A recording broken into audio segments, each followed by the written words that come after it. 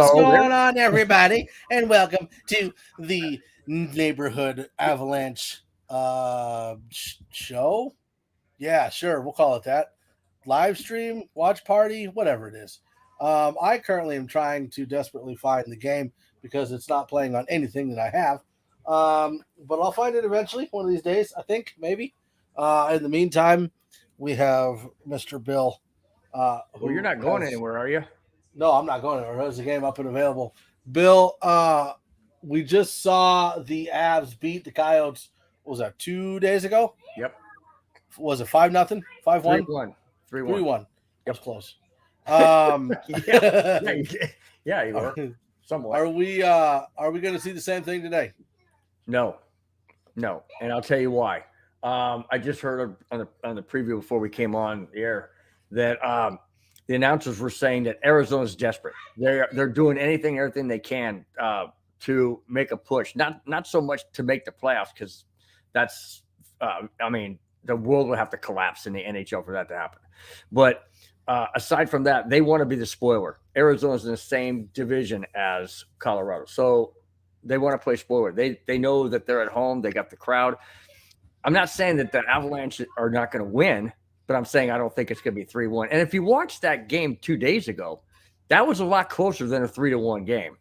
I mean, it was a lot closer. And that was on home ice. This is on the road. And I know the Avalanche play well on the road, but still, I'm looking for Georgiev to have the same type of game. If he falters in any way, shape, or form, Avalanche are going to have a tough time to try and win this game. Okay. Well, Bill, you're going to have to crank up your thing because, again, I don't have the game yet. I'm working on it. Okay. Well, it's on commercial. Well, that doesn't help anything. You want me to turn up anyways? No, we'll do that. Avatar, what's up, fanatics in Broncos country? Well, we're just glad you're here, man. Glad you're here to be part of the show. We're hoping that Mike can join us. I'm working on it, man. I'm working on it. I know you are. I'm working desperately. And Bubba says, Bill, Mike. Back to you, Bubba. Glad you're here too as well, man. That also means that since Bubba just chimed in, I have to do the thing. Bubba got Trent's what they got.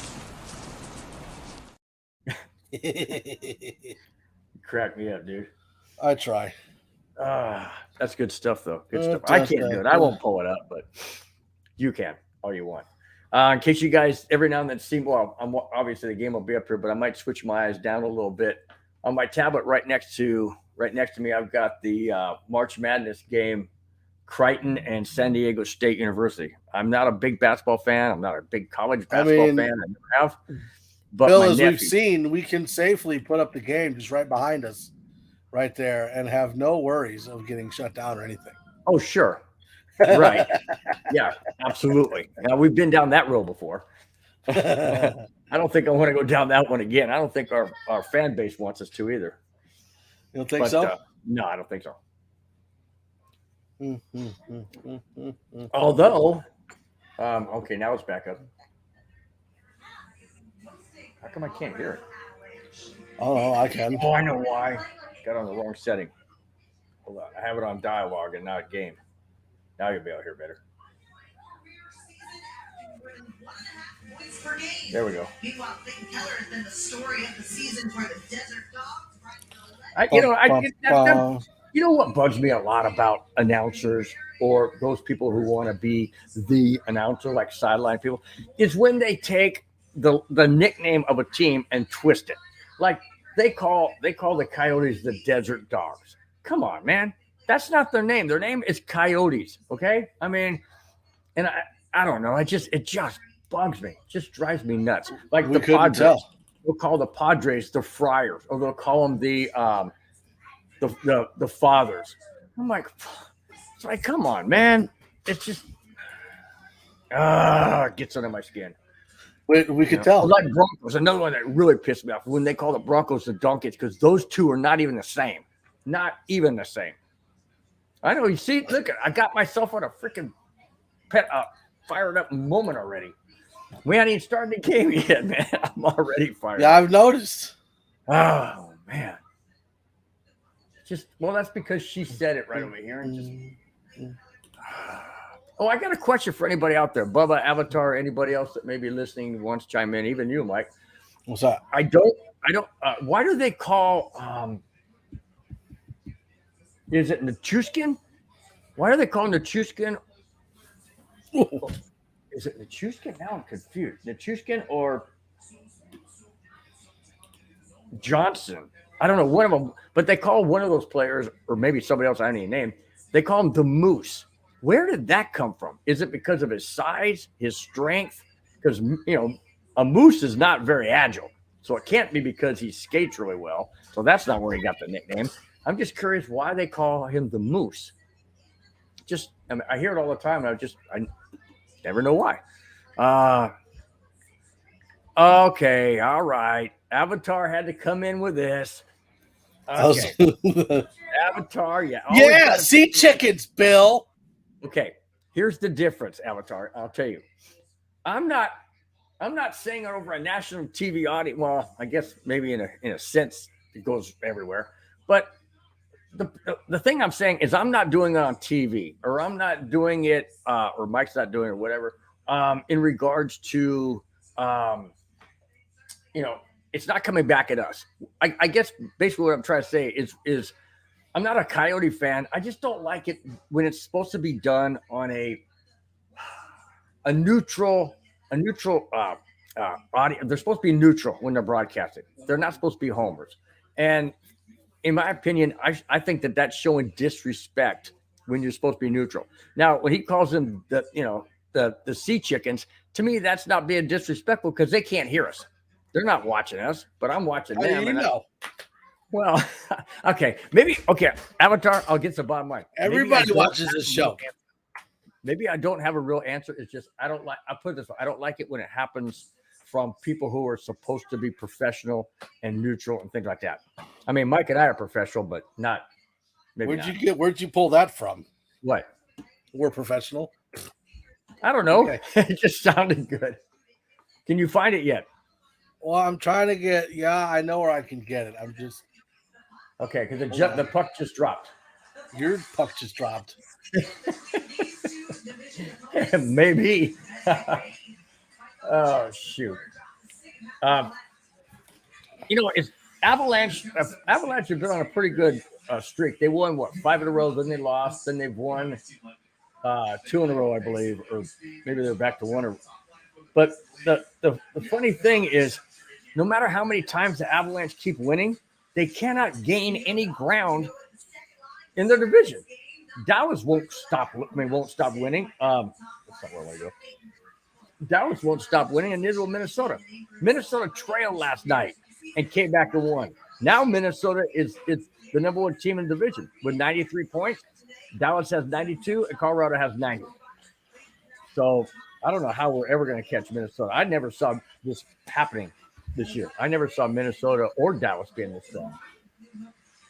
It's going to be interesting, guys. It's going to be interesting. Oh, Dallas lost. Oh, okay. You're right. My bad. You're right, Avatar. Dallas did lose. But the point is that Minnesota keeps winning, and Dallas obviously keeps winning from time to time. But I don't know. They can't. Let's go Avalanche. Wow. I just heard them chant, let's go Avalanche. You're like, wait a minute. I was thinking, but if you think about it, guys, Phoenix, Arizona is not that far from Denver, Colorado. I mean, you just, drive a day's drive, or about a day's drive, maybe a day and a half, if you don't want to drive that long during the day. So they can easily get there. So I hope there's a whole lot of Avalanche fans in Arizona, because Arizona is definitely not going anywhere. So, what a shot. Shot deflected. Oh, come on. Mm-hmm. All right. Oh, what a hit in the board. Gee whiz. God, that was hard. Okay, ding dong. Camden says ding Cameron, dong. Ding dong. Now that's the song, right, Cam? Ding dong, the witch is dead. We're not talking about the other ding dong. Which I'm still debating on putting that in for when I bring you in. Ding dong.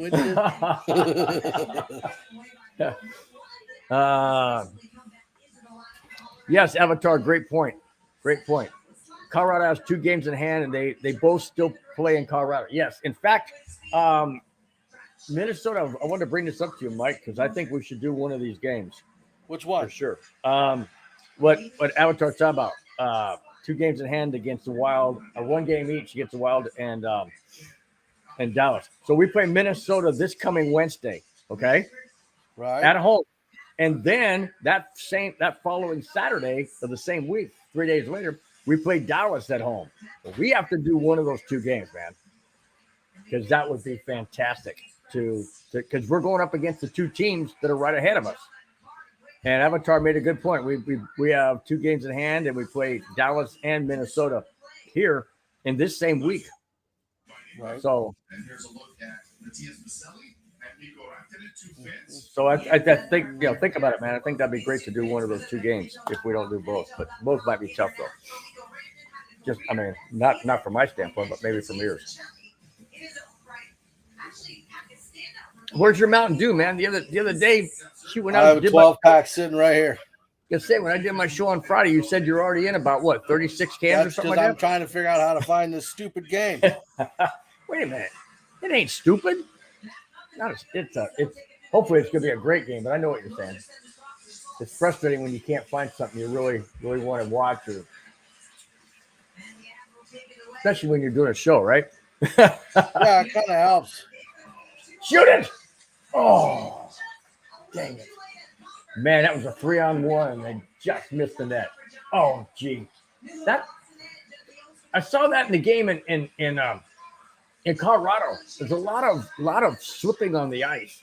I don't know if it's the blades. I don't know if it's the way the ice. But you would think it'd be, it wouldn't be an ice issue in Colorado being so cold there all the time. But I know the outside weather to some degree does affect the ice. But Right. It's not 85 degrees outside. And in Phoenix, I certainly doubt it would be, a very high temperature. I mean, I can check real quick to see what the Phoenix is. But he was just skating. All of a sudden, he went to make a cut towards the net and just fell down. But like I said, I doubt that the temperature is very high in Phoenix. Let me see real quick. Phoenix weather says it's 66 degrees in Phoenix right now. So it definitely shouldn't be a humidity issue or anything of that nature. I don't know why these guys are slipping. It's crazy. Are you awake, Mark? Yeah, I'm almost got this done. Oh, shoot.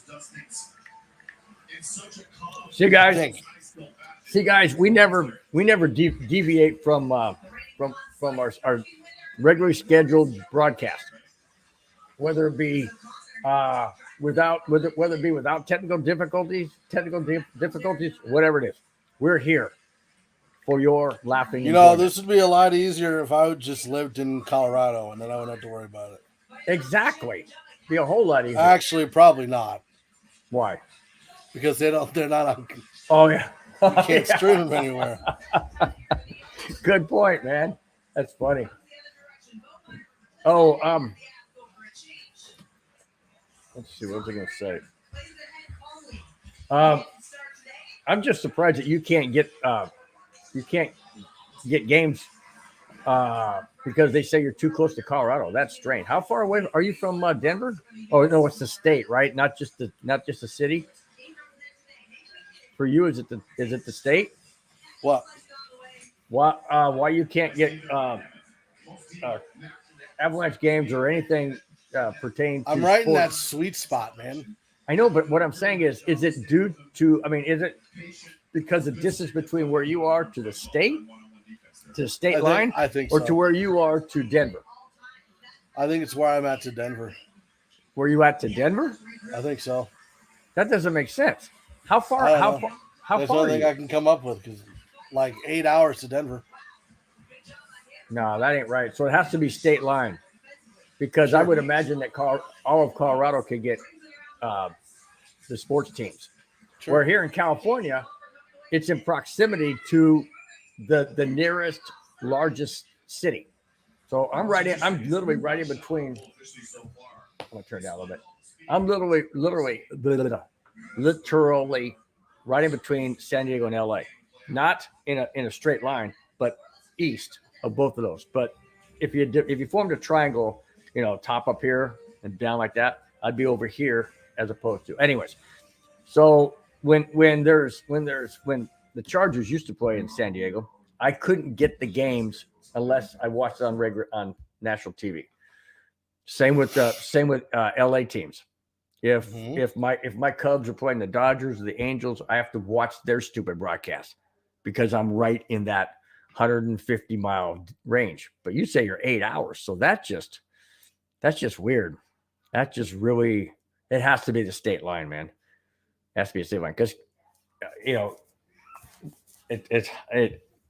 it just seems to be that way because Colorado, everybody in Colorado is able to watch the sports teams. Not so in California. You got your own little region, so. No, I get it. Let's say, I don't know, if the Cubs are playing, the A's up in Oakland, or it could be anywhere. Yeah, even if they're playing in Chicago, if they're playing Oakland, I can get the Cubs broadcasting. You got it? Got it. Okay, are they in a commercial right now with the big It's black. Huh? It's blacked out. You got to be kidding me. No. Are you freaking serious? Yeah. How come? Oh, because it's on NHL Network. That's why. I spent $33 to get that game. You did not. I did too. Is there an alternate site or anything? No. Because it's on. And it's not on NHL 66 either. That's because it's a nationally televised game. They would probably have to pay broadcasting rights. That sucks, dude. Dude, I don't know if I'm going to get this game at all. Man, that does not make it. That's a bummer, dude. Because you're not going to know what happens, obviously. Oh, give me a minute. Cameron said takes him 35 to 45 minutes to go to Denver, to be honest. Are you talking about are you talking about where you live? You're talking about flying time from wherever? I don't know.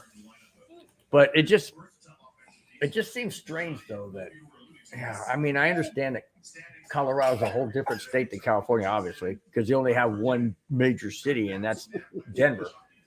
Whereas California has three majors. They got San Diego, LA, and San Francisco. And sometimes people consider it Oakland too, but they're right next to each other. So it's got to be a state thing, man. I mean, that sucks, dude. That totally messed up. So I went to pull up Twitch to see, all right, let's see if there's any live stream on Twitch. The only one for the Colorado Avalanches. You got your own private plane, Cam? I believe it. Somehow, some way, I believe it. So, hey, just saying. But 35, 45 minutes, that's probably obviously, counting a lot of traffic and stuff. So that I get that. It's crazy, man. Yeah. So you still working on it, or are you going to give up? Oh, I'm still working on it. Ow. You're determined. Oh, there you go. There you go. She's patting you. She's giving you love taps, man. She's saying, it's okay, Daddy. It's okay. We got this. No problem. Or maybe not. Just saying. So I'm trying to get it on Fubo, right? Right. But anytime I try to put in my credit card information, it says not a valid credit card, which it is. Oh, what a save. Oh, my gosh. So we're still I think we're still in the month. I know we're still in the month of March, but I think we're still in the month where it's women honoring women month. Is that something is that? Yeah. Okay. Well, today on NHL Network in this game, they have a female announcer, which is pretty cool. It's pretty cool. Yeah. It adds a different emotion to it, obviously different sounding voice.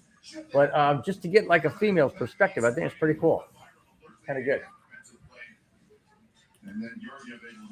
Okay. Come on, Av. Man, they've only got 2 shots. Each team only has 2 shots on goal, and there's 11 minutes left in the first period. Wow.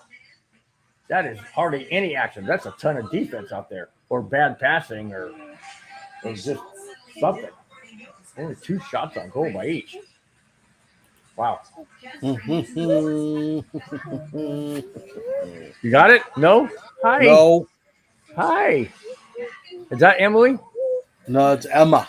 Oh, Emma. There you go. Hi, Emma. You say hi. Say hi. Hi. She's like, I'm out of here. She's like, out. She said, I don't like that guy. I don't know that guy. I'm out of here. Now she's back up. She's taking a little peekaboo. Good defense. Good defense.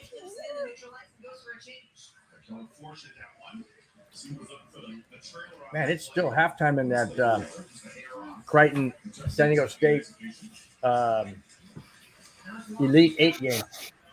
Halftime Crichton leads San Diego State 33-28. So I'm hoping San Diego State can pull this thing out, man. What an upset they had against Alabama. That was crazy. Yeah. Good. All right, you take it for a minute. I'm gonna make a phone call, see if I can figure this out. All right. I'm just gonna mute. You go. Okay. All right. Come on, Al. Got it in the zone. Shoot it. Oh, man. Wow. Great. All right, guys. Anybody out there have any questions, any comments about all this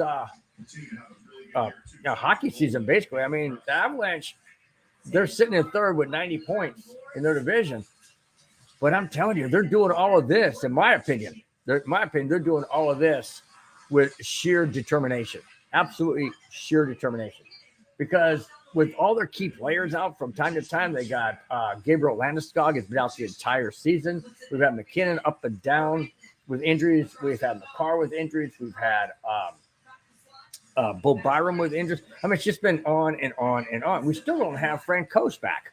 It's been crazy. And yet the Avalanche are right there. They're just 3 points out of first. They're 2 points out of second. And they got 2 games in hand, like Avatar mentioned earlier. So do I think it's smoke and mirrors? No, not at all. This team is not a smoke and mirrors team. This team is a Stanley Cup championship team. What I'm saying is that they're doing this with sheer determination. No doubt about it in my mind. No doubt about it. Sports Nonsense and Whiskey says, you guys are lucky you could actually watch the game. Well, one of us can. Mike's still over there on the phone. I think he's calling Comcast Sports, or he's calling, I don't know, maybe the NHL commissioner. So I'm just, I'm thinking that's who he's trying to get a hold of, because he cannot find the game. And the main reason why is because it's on NHL Network. And when it's on a national network, you can't get it on your streaming connections, put it that way. You can't get them there because they would probably have to pay a license fee in order to broadcast the game. And, they're not going to do that. That's not what they do. So unless there's some other possible way that he can connect to NHL Network, it doesn't look good for him to be able to actually see what's going on, which that's the whole purpose of the neighborhood. So, but we thank you guys for being here anyways with this technical difficulty issue, because I guess Comcast and the Avalanche can't come to agreement on what they're going to broadcast, which to me is stupid. I mean, so what if it costs a little bit more? Heck, I went to the store the other day, and my wife wanted me to get 4 tomatoes. I mean, they're about baseball-sized tomatoes, good-sized tomatoes. $8. $8 for 4 tomatoes. Unreal. Everything's going up, man. And I know these guys, well, I'm not going to pay any more to broadcast. Why not? Why not? I mean, you're increasing salaries. You're increasing this, that, and the other thing. I don't know. To me, it's just petty. It's petty. It's stupid.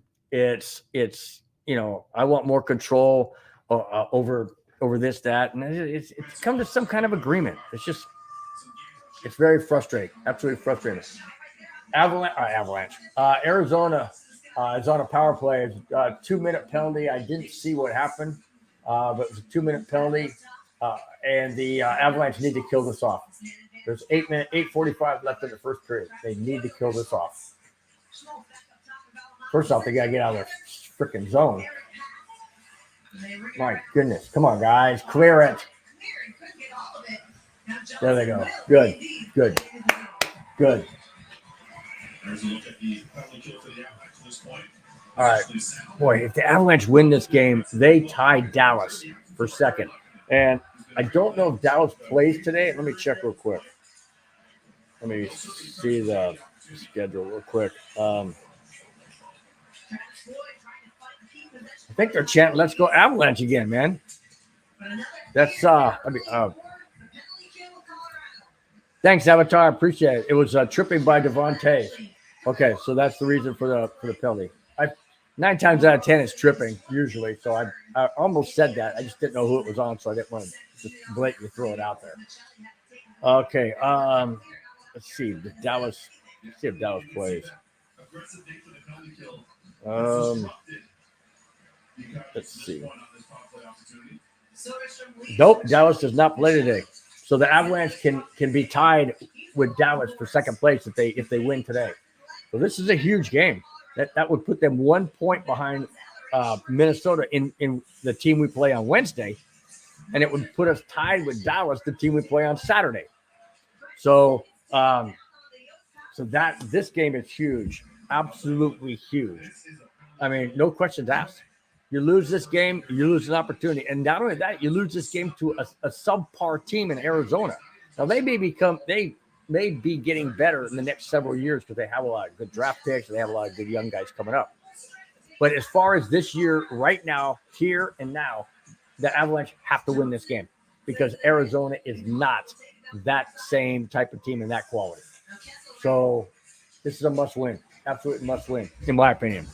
It's not critical per se, but I would say it's definitely a must-win, no doubt. Okay. Everybody enjoying their Sunday? Everybody enjoying their weekend? Yeah, I hope everybody has a good upcoming week. And hope none of you are watching across the various platforms, whether it be Facebook, YouTube, or Twitter. Hope none of you have any family, friends, relatives, whatever in the Mississippi area. Devastating tornado that I read today that spanned, not in width, but in length, spanned 170 miles. Unbelievable. Absolutely unbelievable. So I hope everybody's safe. Prayers and thoughts go out to all those families that were impacted by that. And just hope that everyone out there listening does not have family, friends, relatives that live in that area. If so, I hope everyone's safe. All right, back to the game. Okay, they killed off the penalty, so there's 6 minutes left in the first period. And there's 4 shots by Colorado and 2 by Arizona. This is a very, very different game than the game 2 days ago in Colorado. There was a lot of shooting in that game. I mean, defense was there, don't get me wrong. But it just seemed like it was a lot different game from the standpoint of just offensive back and forth. This doesn't have that same feel. So, it's just a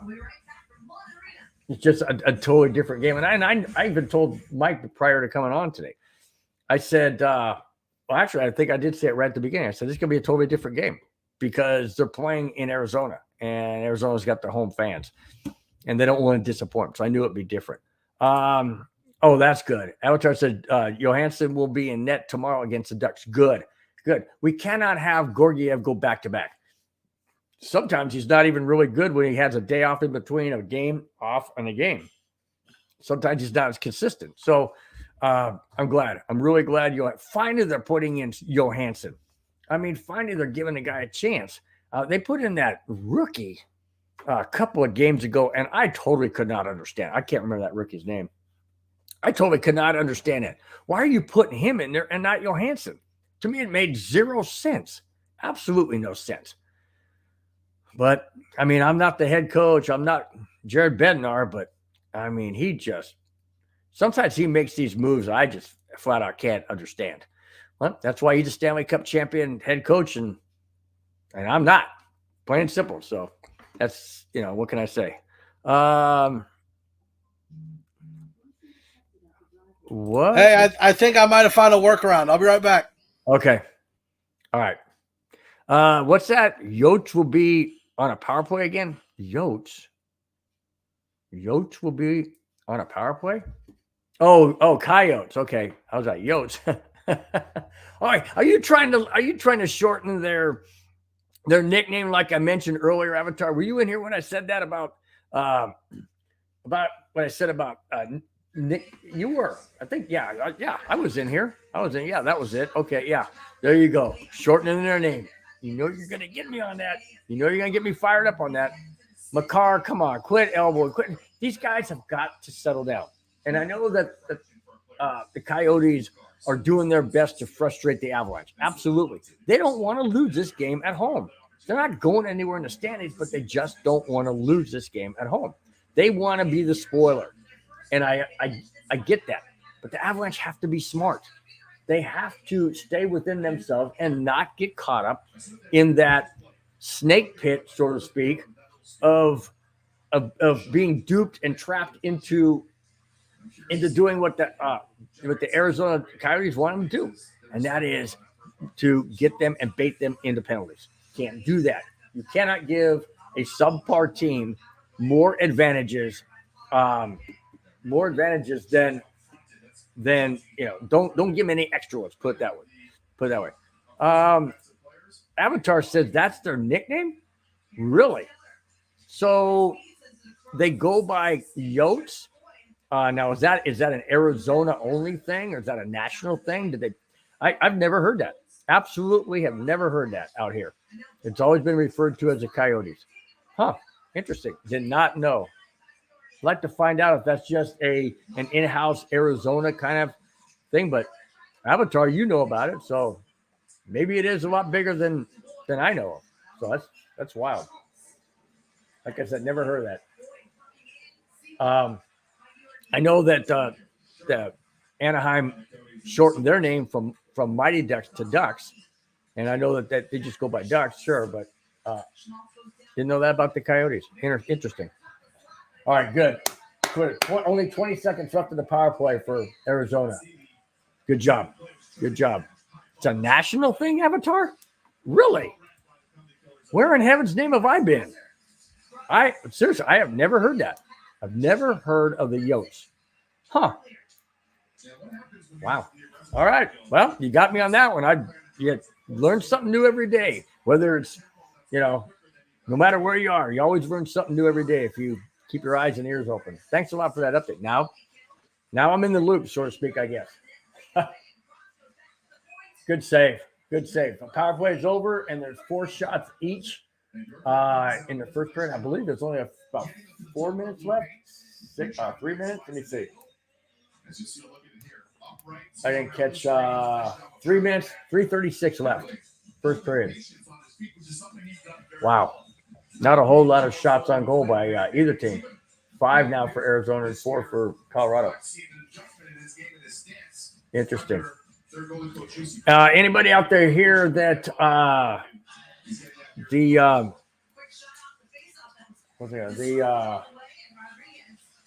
Broncos are looking to get a new stadium, and I think that's pretty cool. I think that's really cool. Now, I don't know. I've read things where they want to make a whole lot of stuff around. They want to kind of do it like SoFi, where you have the stadium that's the main attraction, obviously. Then you have all these things around it, like a little park, maybe a water type of water park or something around where you have shops, maybe a hotel, things around to draw the audience and the fans to the area for 365 days a year activity.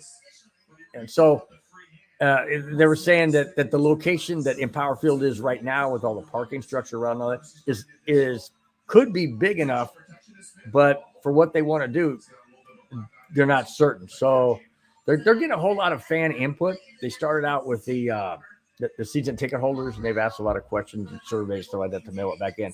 It will be interesting. It'll be absolutely interesting to see if and when that happens. We're in 2023. I don't think there'll be a new stadium built for the Broncos. Not even until, I don't even think they'll break ground once they come up with the design and location and logistics and all of these things. Transportation to and from, all of that stuff that they have to consider. I don't see that. I don't even think I see that until 2026, to be honest with you. And then it's going to take anywhere from 3 to 4 years to build. So we're talking 7 years out, anywhere between, 5 and 7 years out, more like 7. I mean, that's a long ways away. That no wonder the Walton Penner Group is putting in over 400,000. Is it 400,000? Yeah, 400,000. No, for what they're doing these upgrades at Empower Field. They got a new scoreboard. They're putting a new scoreboard in. They're doing all these concessions upgrades, more restrooms, more elevators, I think, or escalators. And in the within the stadium, they're doing updates, a lot of things. I forgot the actual price. It doesn't seem like 400,000. That seems way too low. That might just be for the freaking scoreboard. I mean, that thing's gonna be enormous. It's gonna look great. It's gonna look absolutely great. Can't wait to see what it looks like this coming football season. In any case, though, no wonder they're putting that kind of money into it, because they know it's going to take years before they can build a new one. So it'll be interesting to find out where the location they want to put it. They've said that downtown is not nearly large enough with Ball Arena right basically across the street. That wouldn't be a viable spot. They're talking about from in between DUI, not DUI, DIA, in between DIA and Denver. They're talking about putting out there because they got a lot of open land. But again, it comes down to logistics, location, how much the property costs, all of that stuff. So, it's up in the air, but it's going to be interesting to find out. I can't wait. Right now, I just can't wait to see what Empower Field's going to look like with that humongous scoreboard and all the other amenities that they're coming up with and they want to implement. I think it's going to be phenomenal. Absolutely phenomenal. Let's see. Avatar says the only team that doesn't have a nickname is the Blues, since it already has a small name. True. What's the nickname for the Avalanche then? I have not heard anything different than the nickname for the Avalanche. I mean, I've heard the Avs. I mean, that's just short for Avalanche. But, I mean, I get that. I mean, the Avs, I kind of like it. But, I don't know. I still just like the full name. But, I mean, I get it. Avs sounds good. I mean, Coyotes, I think Avatar, you mentioned that their nickname is Yotes. I would be more inclined to think it as in Coyote, not Coyotes, but Coyote. That would be more because you're still taking it from the front. I don't know. I'm just not. If you're going to do an abbreviation, do it abbreviation from the beginning, not from the middle to the back. And I know that's not you that was doing it. It's the Coyotes that have that nickname, but I don't know. It's just, like I said, I would tell you, it's the Avs, like I mentioned, but it starts from the beginning again. AV, Avs. Coyotes could be Coyote. Just leave off the ES. So, I don't know. Just my little pet peeve. And there's the end of the first period. No score. Colorado has 6 shots. Arizona has 5. Wow. It's like I said at the beginning of the show, this is not going to be the same type of game as it was 2 days ago. Not a chance, because Arizona's at home. You're not the same type of game it was 2 days ago. What's that? I'm not the same? No. I'm not the same. Let's see. Even those stars were originally called North Stars when they were in Minnesota. And as you mentioned about the Ducks being a Mighty Duck, yes. And some people might not know, it was the Minnesota North Stars. And I never called them the Stars because they're up north and their name is the North. There it is. Sponsored by Mike drinking a Mountain Dew. Delicious. I've always liked the name Minnesota North Stars. I mean, I just like that. I never called them Minnesota Stars because to me that's not the name. But anyways, and then the Mighty Ducks, I still call them the Mighty Ducks, even though they're called the Anaheim Ducks. It just doesn't sound right to me. But like I said, that's just my little pet peeve, and I'm done with that. Okay, we can move on. I'm okay with it.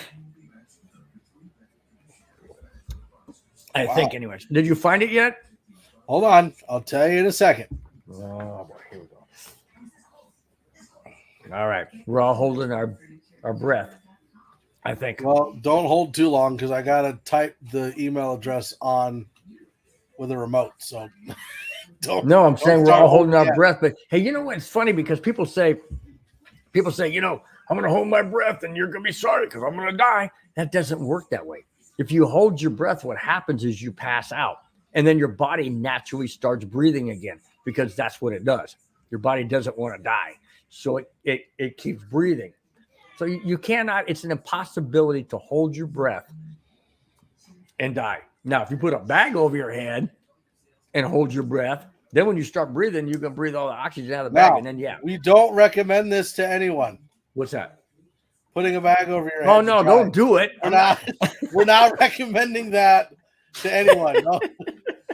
That is not a recommendation you got from the network. The comments expressed in this telecast are not necessarily those represented by MHRT Network. Is that what you're trying to say, Mike?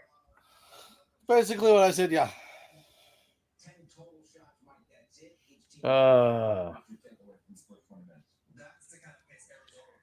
Okay. Okay. Well, I didn't expect it to go that direction. I was just trying to make a statement that there's just no possibility. I'm just saying. Oh my gosh, dude.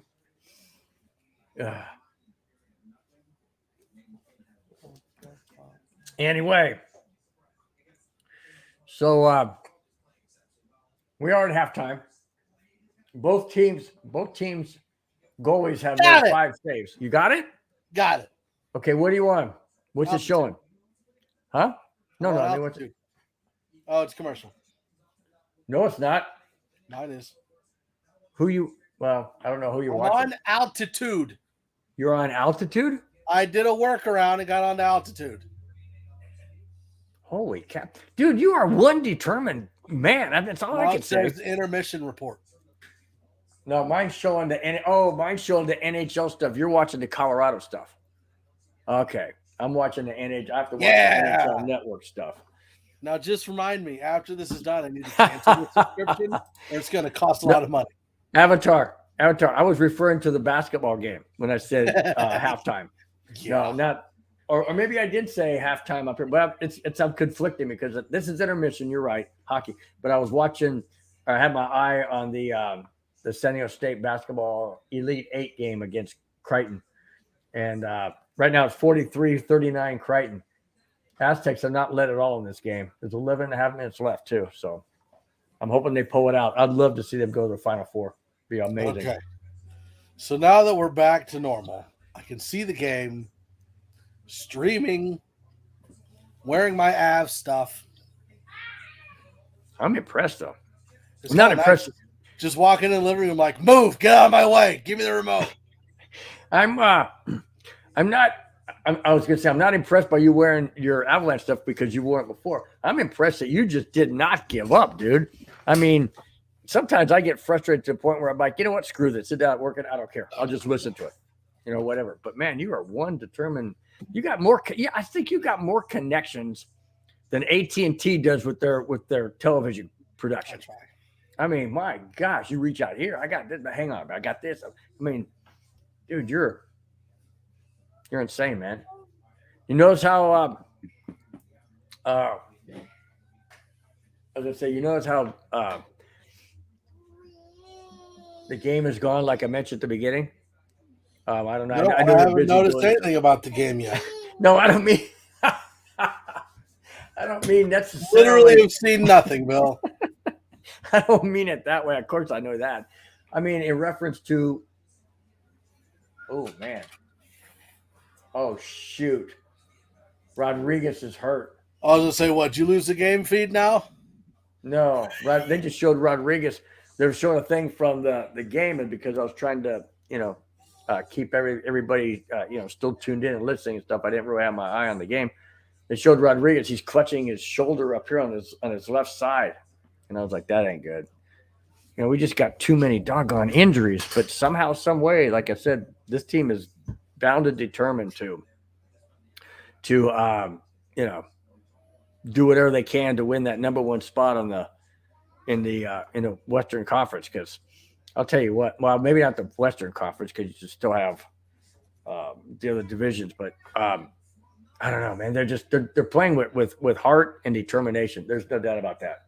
Absolutely no doubt about it. When you have key players constantly getting injured, it's like every game somebody gets hurt, and then they're out for like 2 or 3 weeks, man. Mm-hmm. So, Mike, what do you think about? I feel like I already put in like a full day's worth of work just trying to figure out how to get the game on the TV. Yeah, we've only been on the air for 45 minutes, dude. You've been on for 45 minutes. I've been on for like 3. Oh, shoot, man. That's why I love doing these games, man. The interaction is priceless. At least this time it was a technical problem with me and not with you. Yeah. Like that that's made me feel a little better. Although I did have technical before we came on, because I couldn't hear you. Of course, that's always on my side because I sometimes keep forgetting to switch over. But glad I started the stream when I did instead of waited until I figured it out. Yeah, no kidding, man. We lost the whole first period. But or as you say, quarter. Well, no. There's Ray. Ray, afternoon, Ray. He missed all the fun parts. Oh, you got to go back, Ray, and watch the first 45 minutes. You really don't. Yeah, you do. Yeah, you do. It was interesting to say the least. I'm not going to go into any other, but it was interesting. Real good. Glad you're doing okay. Glad you're doing good. Glad you're here. You know who we haven't seen in seems like a month of Sundays is Kamani. Now I know Kamani's getting married sometime soon, but wow. I've seen him in other podcasts. Really? Did we piss him off? Not cool, Kamani. Did we piss him off? I don't think so. More stories from Bill. No. No, it was technical difficulty. We haven't gotten there yet. Still to come. No, it was more technical difficulties on Mike's side, but it was just funny to see him. Anyways, go back and watch it. I don't want to spoil it for you, but it was pretty good. But Mike's right. We'll probably get into some stories depending on how this whole game shapes up or what direction. We never know what direction the chat's going to bring us into. It's kind of like a web, You guys throw that web out there, and somehow, some way, it sticks. So he goes, "Oh, okay." Oh, yeah. Oh, shoot. Anyways, I was going to ask you a question, Mike, but you didn't answer. Yes or no? Okay. Ask you a question. What do you think about the stupidityness of KJ Hamler just basically throwing away his career with the Broncos moving forward? In case you guys out there don't know, KJ Hamler worked out on his own and tore his pectoral muscle. Now he's out 4 to 6 what? Days? No. Years. 4 to 6 months. And we brought in a new wide receiver. Not new, but new to us. And Marquez Callaway from the Saints. And he's worked under, not working, but played under. So let me ask you this question. Mm-hmm. How do you get him throwing away his career on that? No, throwing away his career on the Broncos because now he may be released. Right, I mean, but what does that have to do with him working out on his own? Everybody does that. Yeah, but he should. You have to. In my opinion, he should have a spotter or somebody there that. Well, but who says that he did that? Well, then the person he has is probably Dietrich because but at the same time, like you could be taking all safety precautions, doing everything properly, and still hurt yourself. So I don't blame KJ at all. You don't? No, for getting hurt. I mean, if he got hurt like Oh, trying to do parkour over something, then sorry. that's not Again, me. the That's first not- 45 minutes, you'll see why I didn't have the scoreboard on. Hold on. Exactly. Okay, so I don't blame KJ Hamler at all, because Okay. we have no idea what happened. I mean, if he was just okay, so I was going to go into this on the 5280 on Tuesday, but I'll talk a little bit about it now, right? So Okay. went back to work. I've been having some knee pain, because of all the lifting and stuff that I do. So I went to physical therapy and had been kind of working out, trying to get my knee back to normal. And he was doing these little exercises where he found out that my knees have a little wiggle in them, right? Mhm. Which is perfectly normal. There's nothing wrong with it. But if you're like, say an NFL running back, having wobbly knees or loose knees is a bad thing. That means that you're more susceptible to muscle tears and tendon tears and ACL tears and ligament tears and all that. So just having like slightly loose knees Mhm. makes you more susceptible to having an injury. Like normal people, that's not a thing. Well, yeah. Like, I'm not going to I'm not more susceptible to tearing my ACL walking down the street. Sure. But if I'm playing a professional sport, then I would be best suited not to be a running back because they're always going after my knees. And with looser knees, I'm more susceptible to tearing my ACL. So it's just like the little things. So it's the way that it sounds to me is that KJ Hamler was just working out, right? Mm-hmm. Which is what NFL players do, because you can't have contact with team personnel during a certain period of time in the offseason. So it makes sense. Right. You'd have to have like your own. That's why they're like most quarterbacks have their own quarterback coach or have their own workout coach or whatnot.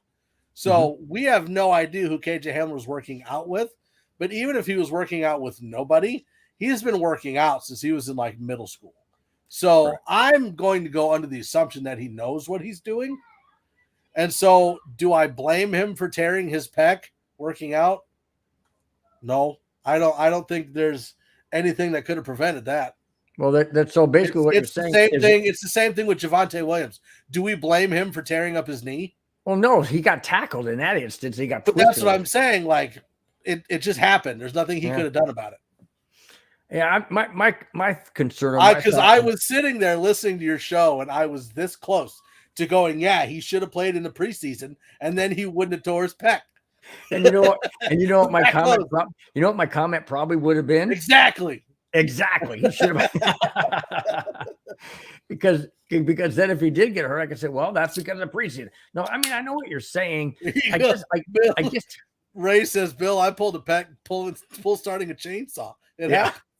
Yeah, I know, I get it, but I think what you're saying, though, Mike, is that there's probably something else underlying that that caused that pec muscle to be weakened. That's what you're saying, and I understand that happens with. No, that's not what I'm saying. What I'm saying is there could be just the smallest. Like there's things that we don't think about, right?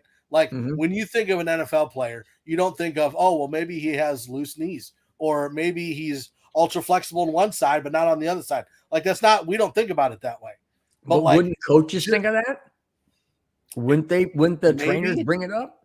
But again, I don't understand what that has to do with tearing a pec working out.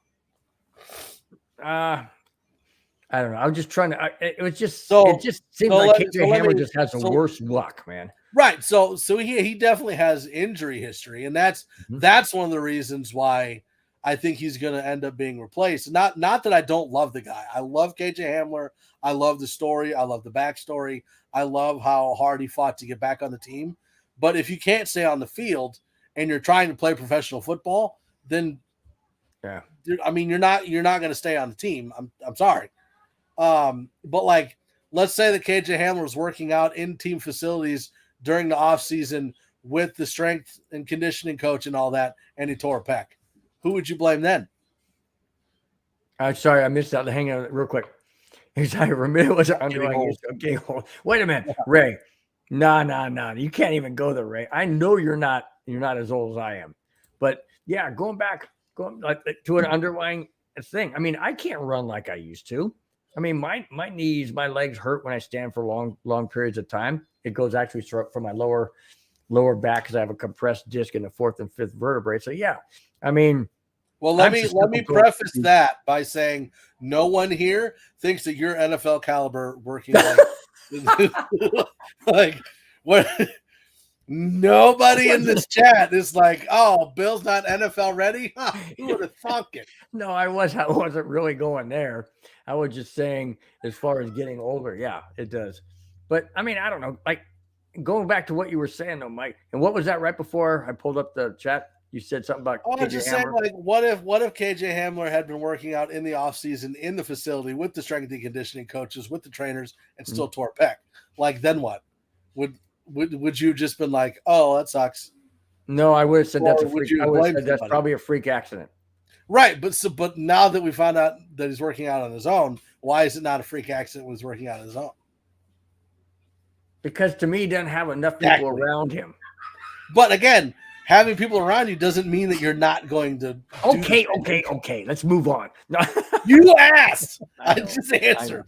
No, I know, but no, you make good, valid points, and that's what I've been saying this whole time. You think of it from a completely different angle and perspective than I do. I think of it strictly from a fan basis. Go, what are you, idiot? What are you doing, you freaking moron? Why, you're not having the right people around you. This, that, and whatever. You look at it and go, wait a minute. The people that are always the scariest are the ones that know just enough to look impressive, but just enough to like hurt themselves.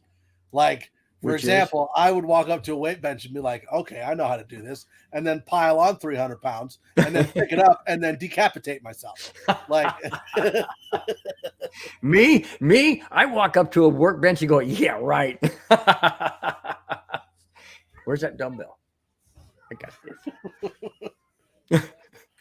Yeah. No, there ain't no way. But no, I don't blame KJ for the Hamler. I don't blame KJ for the injury. Because I mean, it's one of those things that can happen whether he wanted it to or not, or whether he tried to prevent it or not. It happens. Yeah. But I do think that he's going to end up not being on the team. I think. But at the same time, there's still lots of things swirling about Jerry Jeudy getting traded. I hope not. I don't want him to get traded. Game's back on. Yep, got it. Sorry. What number are you at? I'm at 19 minutes and 40 seconds now. I am 10 seconds behind you. Oh, because you're on internet. Okay. I won't say anything if we score then. I don't know. It's you could just pause it for like. Oh no, you can't. I can't because it's on national TV. It automatically picks right back up. Actually, it doesn't. You know that? I don't think it does. Hang on. Tell me when it gets to 19 minutes even. Okay. I mean, when I get to I'll do it at 19 minutes even. Then you tell me when. Then you tell me when you get there. Okay. All right. Let's see. 4, 3, 2, 1. Pause.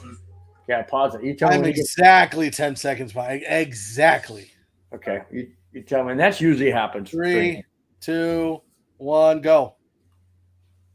Okay. All right. 18:58. We're within half a second of each other. Yeah, because I should do it because it kind of delays on mine. No, so with this Jerry Jeudy trade, right? Like, oh, now my pause. Oh, that sucked. Now I don't know where we're at. How does that happen? It's a satellite. Got a freaking bird fly on the thing. Now I'm at 18:43 and it stopped. Is that right? You're at 18:43. I don't know. You're showing a replay of the shot right now. Oh, then I'm still ahead of you. Then my flash back up to the 10-second thing again. 18:43. Showing Byram. No, that's what I said, because what happens, I hit pause, and then once I hit pause, after the way the network works is after you hit pause, if you pause it and it's a live game, not a TV show because those are recorded, but if it's a live sporting event or live anything, after 10 seconds, it will automatically fast forward you to where you're supposed to be. So now I'm back to 10 seconds again. I can't do anything about it. Ray says, I heard Houston wants Judy for a second-round pick. I say not good enough. No, Houston's out. They just signed a wide receiver. It's down to Cleveland and New England. And Cleveland doesn't have a first-round pick this year or next year. And I don't know if New England's is high enough. But Denver is asking for a first-round pick. From who? No, in general. Oh, yeah. In order to Dallas. get Judy, for a first round pick has to be included. Dallas wanted to get Judy, but this is they my would thing. give up first. Well, but Dallas just signed Brandon Cooks. Yeah, I know, but this is before all that. That was before all that. But for me, Jerry Jeudy is a perfect fit with Sean Payton, right? I think so. I think Jerry Jeudy is the best receiver on the Broncos right now. And even if you got a first round pick, who are you going to draft that's better than Jerry Jeudy right now? Nobody. But unless you're picking in the top 10, maybe top 15, and you can get one of the I know he's not in the draft, but Marvin Harrison Jr., that caliber receiver. I don't know why you would trade Jerry Jeudy. I could understand Cortland Sutton for a second, maybe a third, but I don't get trading Jerry Jeudy. That doesn't make any sense to me. It doesn't make sense either, except they just signed Marquez. Marquez is going to be more of your KJ Hamler replacement, more of your Montreal Washington replacement, because he does special teams. He does punt and kick return. He's also more of a shoot. What's his face? The little running back that was on the Saints. He was on years the ago. Chargers, then he was on the Saints. Oh, years ago. I know who you're talking about. Darren Sproles. Yeah. He's more of a Darren Sproles type guy. Yeah, they used to nickname Darren Sproles the scat back. Yeah. Because he was so short. Marquez Callahan, is it Callahan? Callahan. Marquez he's more of your KJ Hamler, Montreal Washington replacement. But if you're looking at 3 wide receivers, you're looking at Jerry Jeudy, you're looking at Tim Patrick, and then you're looking at let's say, Cortland right now, but let's say they trade Cortland. You're looking at Jerry Jeudy, you're looking at Tim Patrick, and you're looking at who? KJ Hamler? Yeah, if he stays on the team, which right now it doesn't look like it. To draft a top running back. I thought Dallas should have stayed with Ezekiel Elliott. They just needed to bring his money down. He was making way too much money. I wouldn't be opposed to Denver signing Ezekiel Elliott either. Oh, I still if he is signed for the right contract. I don't see why Ezekiel Elliott couldn't at least if you paired Ezekiel Elliott with Samaje Perine, I think that would be a good mix. I think that would work. Well, then what do you do with Javonte Williams? Is he all of a sudden washed up? Dude, I'm telling you, Denver and Sean Payton have said that Javonte Williams is going to be good to go for the beginning of the season. I don't think so. There's no way. I don't think Javonte Williams is back until November.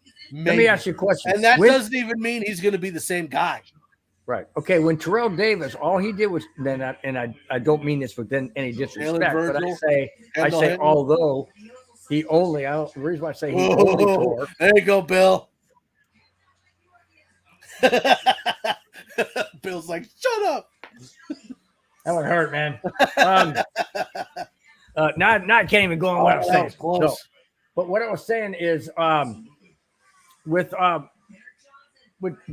Terrell Davis, when he tore his ACL, how long did it take him to come back to even be anywhere close to what he used to do? Wow, but let's be fair. Medical advances since the 90s. Medical advances but are different. At the same time, he and tore and PCL. He did that. He got the third one? All 3. Right around the knee. Yep. Okay, he ain't. I'm sorry. I'm saying this right now, guys. Everybody out there, listen to what I'm saying. Mark my words. He will not ever come back to be what he was. He may be close. I don't know about that. Come on, Mike. That is your entire knee. I don't know. I'm not saying he can't come back. I'm saying I don't think he's going to come back at the level he was. He missed an entire year. I definitely think he's going to lose some speed. Absolutely. That's what I'm saying. And I definitely think that he's not going to be able to break as many tackles. That's what I'm saying. I don't know. We're going to have to see what he can do. But for me, if it was me, I agree. Whether Javonte Williams is 100% or not, I'm not letting him play next year. You're keeping him out for 2 years. All of last year with the injury. Well, it wasn't all of last year. It was week 6? It was game 2 or 3. No, it wasn't. No. It was early.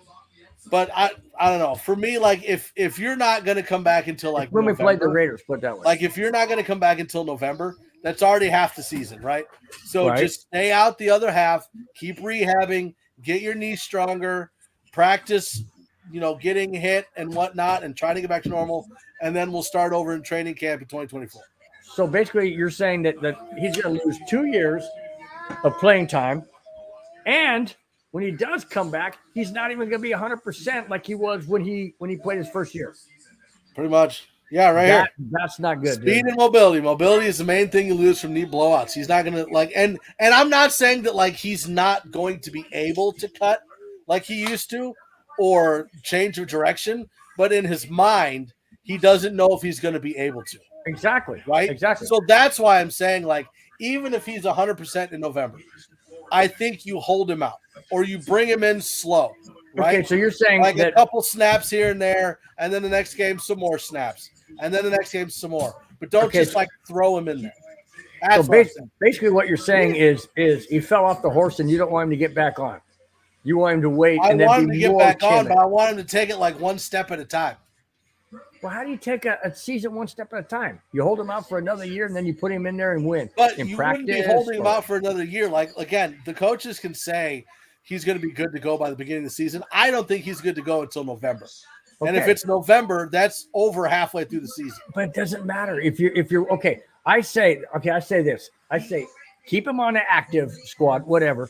And then if you're in a blowout game, either way, getting blown out or blowing out some team, put him in there so they can get that feel again and maybe get that little fear out of the way so he can go strong next season. But if you hold him out completely, he's going to go fresh and scared to death the very first game he gets in. I say do that this coming year. Not right away. I don't know, but yeah, right now, if we're looking at the roster right now, yeah, in my mind, I'm going, I need to get 2 starting running backs on the team. Javonte is not even in my mind right now because I know I'm not going to have him for who knows how long. So in my mind, it's okay, I need this running back to pair with this running back. If Javonte comes back, we'll reassess. But until that point, I'm focused on these guys. Yeah, Ray brings up a great point. TD came back too early and re-injured his knee. That's absolutely true. It was the same thing with Priest Holmes. You remember Priest Holmes? Yep. He did. It was the same thing right after Terrell Davis. Priest Holmes did the same thing. Tore up his knee, came back too early, did it again. Wow. Drew Down said Javonte will need 2 years to be back to 100%. Look at J.K. Dobbins. I'm telling you, man, even if he's 100% ready, I don't think you need to just throw him in there. You've got to give him time to acclimate to how his knee is now. So Texas hockey cards, right? And you feel each cut and juke differently after you've torn up your knee. Everything is going to feel different. Your speed's going to be different. Your cutting's going to be different. Your change of direction is going to be different. Your burst is going to be different. Everything is different. So I'm not saying hold him out and don't play him. I'm saying he needs to be one of those you're the third down guy. You come in on third down. That means you get 12 snaps a game. Okay. That's about it. Well, that's what I'm saying too. That's what I'm saying too, is to go ahead and put him in for, a few plays of this and that. So do you think that his career, obviously his career has been shortened to some degree. Do you think his career if he's not even close to the same when he does play, do you think his career is done after that season? Whether it's 2023 or 2024? No. Okay. I think, honestly, physically, I think he can be at 100%. But effectively. Mentally, he has to be able to, and the reason I say this, and again, I'm not anywhere close to being on that sort of like athletic level, but I when I was younger, I tore my ACL, my LCL, my PCL, my calf, my hamstring, my quad. I tore all of it. I knew you played in the NFL. So, I knew it. You're just a closet NFL player. Like, for me, I was young enough that it was all able to heal on its own. Was that from the military? No, but they give you. I was 9 at the time. Oh, wow. 9 years old and you tore that? They give you this whole thing of like, when you're, because I was just talking to the physical therapist about it the other day. He's like, if you're at a certain age, right? If you're above a certain age, like all the surgery in the world you could have on that knee, but it won't be 100% back to the way it was. It's going to feel different. But what you need to do is be able to accept that mentally and change your game. If he can change the way that he does things to fit how the knee is now, he'll be fine. But if he's trying to have the same mentality of, I need to do this here, that's when it's not going to work. I get it, Bill. Get back on a horse that bucks you off and ride. But a blown knee is not nearly the same. Yeah, I know. I know. And that's what I'm saying. Like, even if he's 100% by, like, okay, if the team comes out and says he's going to be ready for week 1, do not play him. Do not play him on week 1. But where does that come from? Does that what if the Walton Penner group says, hey, we want you to play him, we want to see what he's like? Is there anybody out there that could override him? I don't think so. No. Then you're looking at, I mean, technically, yes. Like, Sean Payton could be like, no, I'm not doing that. Well, then he's putting himself in a What are they going to do? Fire Sean Payton? Good luck. No, but all of a sudden you're putting a little bit of distrust.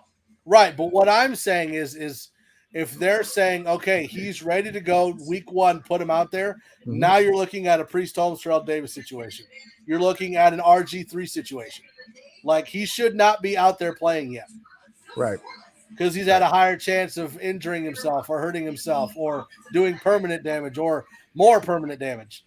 Well, once he could get back to doing leg lifts and squats or whatever they do to strengthen that knee, throw him in garbage time then. That's what I was trying to say. If you got a huge lead one way or the other, put him in there and just hand the ball off to him. And if he makes a cut and if he doesn't want to make that sharp cut, he doesn't have to.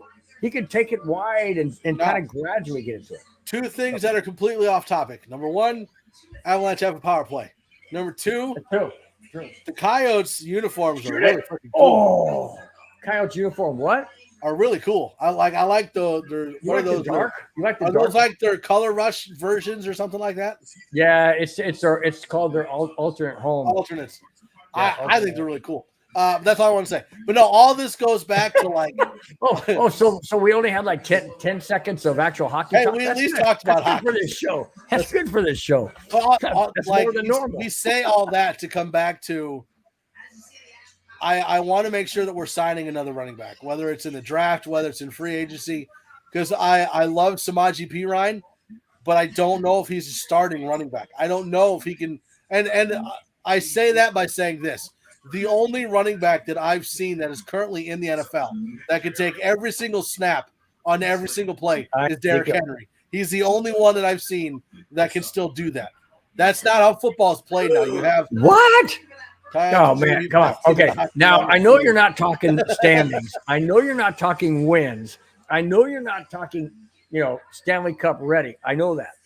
But being your team, I can understand why you're saying it's the best team in hockey. Ray, false. But before you go on, that's what I like about Texas Hockey Cards right there. That's his team. He's going to be loyal to his team. He's not a bandwagoner like they are in LA for the stupid Chargers. They're not that. So I commend you for being a devoted, actual fanatic. Thank you. Thank you for being Like, I'm not going to sit here and say Samaje Perine cannot be a starting running back. I don't know. Maybe he is. But I think we need to have another running back on the roster besides – who do we even have? We have Samaje Perine and – We don't have anybody. Yeah, Javonte Williams. That's it. No, I thought there was one more. No, we didn't bring back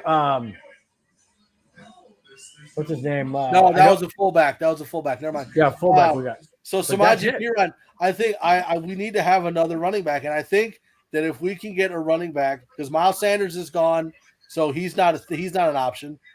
David Montgomery's gone. Like all of these running backs that we were like, oh, that could be a good option. Dang.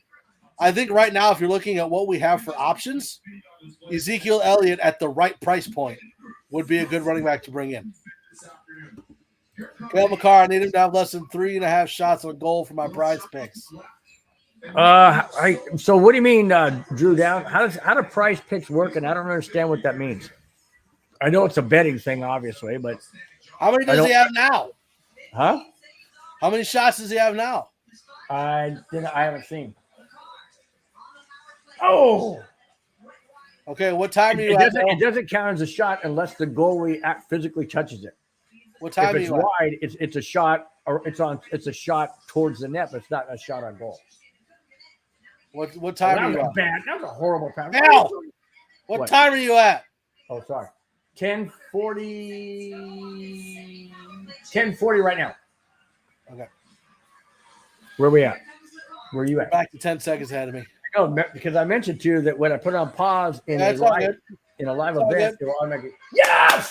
Yes! It is about time. Yes! Yes!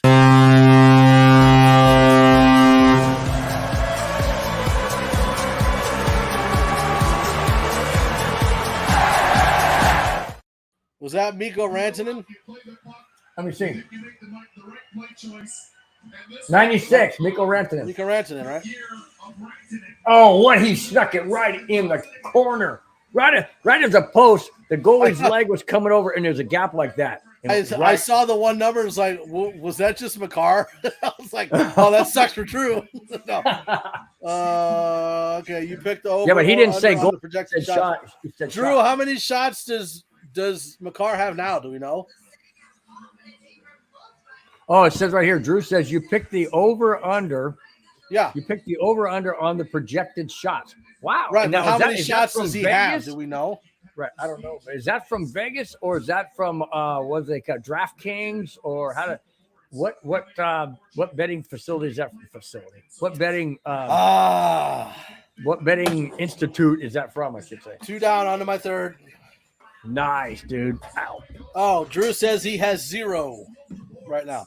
Okay, that means he shot the puck, but so as long as he's under 3.5 shots, you win what? Said he wins some type of points or something. I don't know what that means. Said he wins prize. No, it's off the prize. It's off the Prize Picks app. So if he gets under 3.5 shots, you win what? Out of the prize.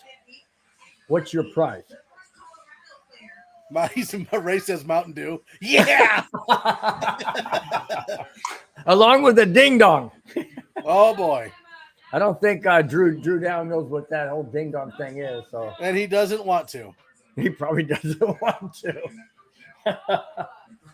Okay, I gotta interject this right here. Not inject, but interject this right here.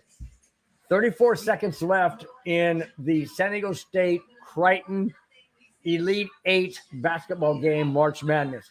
It is 56-54 San Diego State. First lead late in the game. 34 seconds left to go to the Final Four. Come on, San Diego State. Yes! Yes! Yes! Wow, really? Yeah. So fast. Just beautiful. Right in there.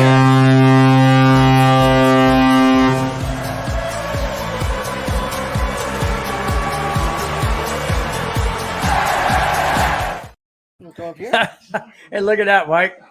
Drew Down says, "No ding dong for me, thanks."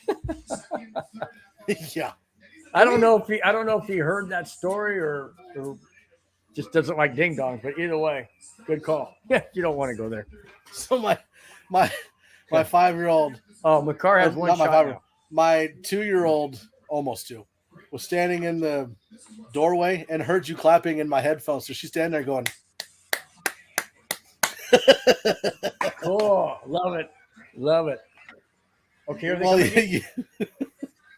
Another shot. Oh, Right. rebound. Oh, he just smothered up. Or covered up, not smothered up. I meant to say smothered the puck and covered it up. So earlier when you weren't here, Mike, you got to go back and watch the part. That I you wasn't here. No, remember you ducked out? I don't know what you're talking about. That's right. Anyways, so I'm sitting there talking about, where the new stadium would possibly be positioned. And I said, they're thinking about, where it is now. That might be not conducive. Downtown might be a little bit too small next to Ball Arena. So they may put it out there between DIA. I said DUI. Wow. Oh, shoot. So, I did see where people were talking about the new stadium and what people were, the questions that were thrown out there to the season ticket holders, and people were getting so angry, like, the stadium needs to stay where it's at. I'm like, why? Like, I get it, like nostalgia reasons, that's where Mile High Stadium was, but like, if you're wanting to do a lot more with the stadium, you don't have. I mean, you have some room where the stadium's at, but like if you wanted to, for example, if you wanted to put up a stadium that rivals what they did in Dallas, you're going to need a whole lot of land. I like the way they've got everything in there. Well, the reason why I like SoFi better is because I like the fact that it's got glass up there, so you can look out at night sky and that kind of thing. But I mean, that's all well and good in a big, bustling city with the jets coming over, landing in LAX. And but my concern is the heavy snow that would be on glass. If that thing, do you remember in Minnesota where they had that stupid balloon that went over top their stadium and then they had snow and the whole thing collapsed? I mean, you don't want any of that. But I like the Dallas idea, but I don't know. Did Dallas's dome close or is it just a permanent open square? I mean, I don't know if that thing closes. I mean, I would imagine Texas. What's the name again? Texas Card. What is it? Where'd he go? Texas Hockey Cards. If he knows, I mean, obviously he might be in Dallas, but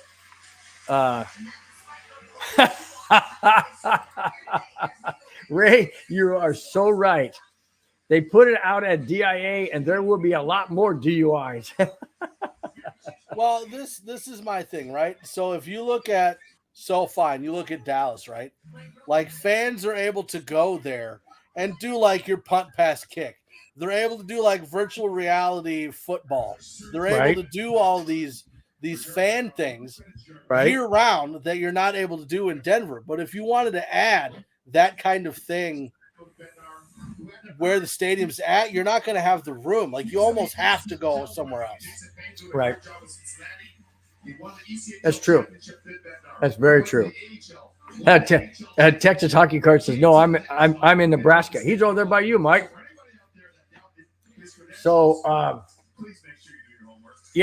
just wondering because I mean, I don't know. Hey, Mike, see that Texas Hockey Card said he's in Nebraska, so he doesn't know about. So am I.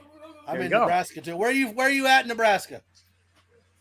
If he says anywhere close to me, I'm going to freak out. Your next door neighbor. But no, like, because they were making a big argument, like, oh well, someone said that they would allow them to have this land, delayed penalty, over by where the stadium currently is at, right? But that's only so much land. Like, if you're wanting to do all these fan interactive things, if you're wanting to build a new like merchandise store, if you're wanting to do all these things, you need to have a lot of land. And as far as I know, the only place they have that much land is over by DIA, right? Not DUI?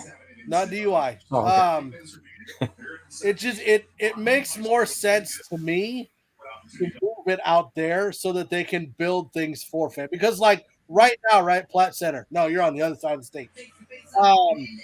If you're near Platte Center, huh? No, North Platte, Nebraska, near North Platte, Nebraska. No, Platte Center and North Platte are two different things. Okay. If you're looking, look at the season ticket holders, right? Like season tickets just went up a lot. Like they are very, very expensive right now. You said like 30%, and so right? 30%. And so and they're talking about jumping it again next year. So you have to think like the owners have to do something to justify paying that much money for a season ticket holder. Like there's only so much you can do in the current stadium. So if you're going to bump it up another 30% again next year, there has to be something that you're willing to pay that much for. So you have to add something to the fan experience at the games. He's asking you a question. Browns have signed guard Wes Martin. How good is he? I have no idea who he is, so he's that good. Well, because we know that I don't know. we know Bubba's a Browns fan too, so it's all good. No, Browns fan, or does that, like being a Browns fan, does that include being a fan of Deshaun Watson? Because you had to go there. I knew you'd go there at one point in time. Wes Martin. He's an offensive guard. He's been part of this will be his fourth team. Wow. Does that mean he's not good, or does that just mean that? I don't know what that means. I never understood if a player was really good, and I know money's involved in it too. But if a player is really, really good, why would you ever trade him or let him go or whatever? You know? Okay. Ray says closed roof means more events, including a Super Bowl. But why would I want a Super Bowl in my city when my team isn't in it? Isn't in the Super Bowl? I want the Super Bowl trophy and don't give a damn where they are when they get it. I agree. Now listen, but it brings a ton of money. I think that the new stadium needs to have a roof, but a retractable roof. That's what I'm saying. I want a retractable roof too because I think even if you leave it open for football games, cool. But then when they have a concert, close it. You can have a concert. Yep.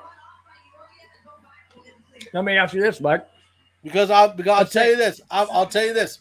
One of the ways that the city can make up for paying for the stadium is by having other events in that stadium. That's being able to have sporting events other than football. That's what the Cowboys do. Right. Being able to have concerts like WWE, like all this stuff. They have to pay to use the stadium, and then you get the ticket revenue for that event. Mm-hmm. So by putting a roof on Empower or whatever it's going to be, even if it's retractable, you're going to be able to make more money by hosting events in the stadium if you close it up. Yep, absolutely. I agree. Okay, the power play. Avalanche killed off the power play. It's still 2-0. 5 minutes left in the Mile High period. Magic was built by the hardworking regular folk of Colorado, not by rich high society folks with no clue. I would much rather be a rich high society folk with no clue.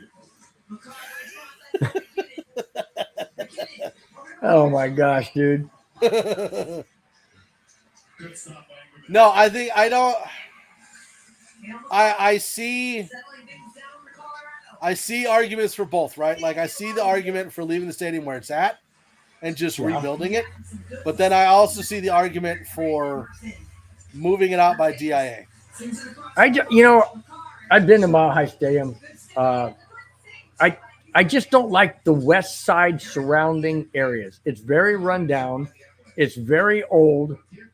And that's on the west side of I-25. And I think they need to put on the east side of I-25. If you go and you take public transportation to the games, right, it really is an ugly walk to get to the stadium. That's what I'm saying. You're walking under like the bridges. You're walking or the overpasses. You're walking by homeless people. Like, if you're home, I don't blame nobody for nothing.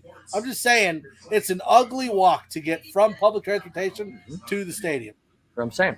And that's all part of the fan experience, right? Like, if your biggest thing is the fan experience, then you have to consider everything. Ray, you have nailed it big time. Oh, there's no chance they're moving out of Colorado. They cannot move out of Colorado. There is a 0% chance they move out of Colorado. Yeah, no, I agree, Mike. I mean, Right. the fan experience. Dude, I love that. A retractable roof with solar paneling. Provide the electricity to the city also. There you go. It's a win-win. That's what I'm saying. There's so many. Okay, so like, and this is the thing. Like when owners go to build new stadiums, right? Like they get that money. Some of it comes from them. Some of it comes from the NFL. Some of it comes from. Oh my gosh! Hold on.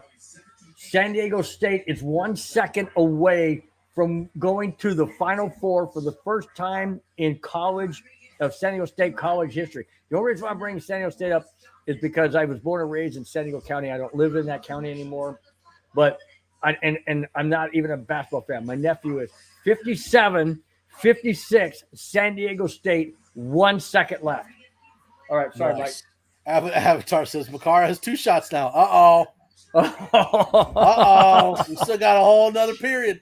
Hang on. Texas Hockey Cards, please. Was it Texas Hockey Cards that has the bet, or is that? No, Drew? that's Drew, right? Okay, Drew. Please do not wish that Makar gets hurt. Please. Yeah, that's Bill. That's Bill's thing. Don't do that. No, but like even if you're looking at like the financial aspect of a new stadium, right? Like some of the money comes from the NFL, some of the money comes from the owners, and some of the money comes from the state or city, whichever one, probably city. So if you live in the Denver area, or maybe they spread out to state, I don't know. What they're going to do is they're going to add a tax to help pay for the cost of the stadium. Mm-hmm. So a retractable roof is going to be more expensive. So initially your taxes are going to be higher. But with the revenue that comes in from the other events that happen in the stadium because they have the roof, either your taxes are going to drop after that, or you're just going to pay them off faster, and then the tax drops off. Right. To answer Texas Hockey Cards. The Coyotes, Arizona Coyotes. Oh, I thought he was asking about the. Who are they playing? Oh, they're playing San Diego. Yeah, who's San Diego playing? Yeah, San Diego State University is playing number 6 seed Creighton. Aztecs lead 57. Is that Creighton, Nebraska? Like University of Nebraska Creighton? No, it just says Creighton. CREIGHTON. Yes. I know. Creighton what? What's their it just says Creighton. Oh, it doesn't say. What color are they? Blue. I would show you. I'd put up on the screen, but I don't want to get kicked off. Because like University of Nebraska has 3 different campuses. There's Lincoln, which is the Huskers, and then there's Creighton, and then there's Omaha. I don't know. Maybe it is Creighton. It says. He says city. So yeah, the city would raise taxes to help pay for the building of a new stadium. So while initially the Blue Jackets initially your taxes might be higher, but being able to have those other events is going to make the taxes fall off faster. Then, like I'm going to assume you still have taxes that you're paying for from Invesco. Oh yeah, no doubt, and they still have 10 years of pay on the lease, not lease, but I'm saying this, like so basically they've been paying taxes on Invesco Field. Sure. When it was built in 2002. Mm-hmm. And it's because the only thing that can really happen in that stadium is during the summer and the fall, other than Broncos events, right? Mm-hmm. There you go. So I don't know. The Blue Jays. I am a big. No, but it says in Omaha. Yeah, the Creighton Blue. It's the University of Nebraska at Creighton in Omaha. Well, that's not how they call it here. They just say Creighton University. But then there's the University of Nebraska Omaha. There's 2 different. Wow. Okay, Ray. We'll see you when you come back, man. But yeah, I am a big proponent of game. Not a score. Game. You can't do that to me. Sorry, game is over. San Diego State advances to the Final Four with a 57-56 win over Creighton. Wow. That is absolutely unbelievable. Unfreaking believable. They made it to the Elite 8 for the first time ever. Now they've made it to the Final Four for the first time ever. Oh my gosh. Amazing. What a great Cinderella story. Seriously. I know they're the 5 seed in their conference or how they rank them, but but to do something they've never done in the history of that school is amazing. Amazing. Wow. That is, oh my gosh, that's awesome. Totally, totally awesome. All right. I'm back. I'm back into hockey and football and whatever else we're talking about. But that's awesome. I can only imagine what the city of San Diego is going nuts about now. I was gonna say I hope they don't burn down the city, but I don't live down there anymore. So, but they're not gonna burn it down for going to the Final Four. That's not happening. Anyway, why not? What are you looking for, man? Where Creighton's at? Oh, it's Creigthton. I know. Oh, okay. I figured you did, but just wanted to let you know. Okay, let's see.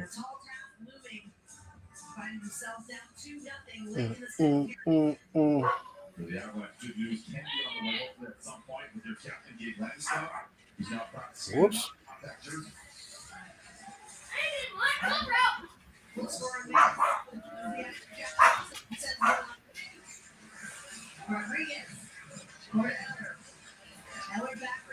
Okay. People are probably going, what the heck's going on? We haven't heard no noise or nothing. Let's There's nothing to see. talk about. Yeah, dude, it's the private college in Omaha. Wow. I'm looking forward to seeing how this is Avatar. I'm looking forward to seeing how the Colorado Buffs play this season with the addition of Primetime as head coach. You know, that's a good point. And I like the way he started out addressing his team. He's basically saying, hey, I'm coming. I'm coming. We're coming. And you got to have an attitude That's like what that. she said. Sorry.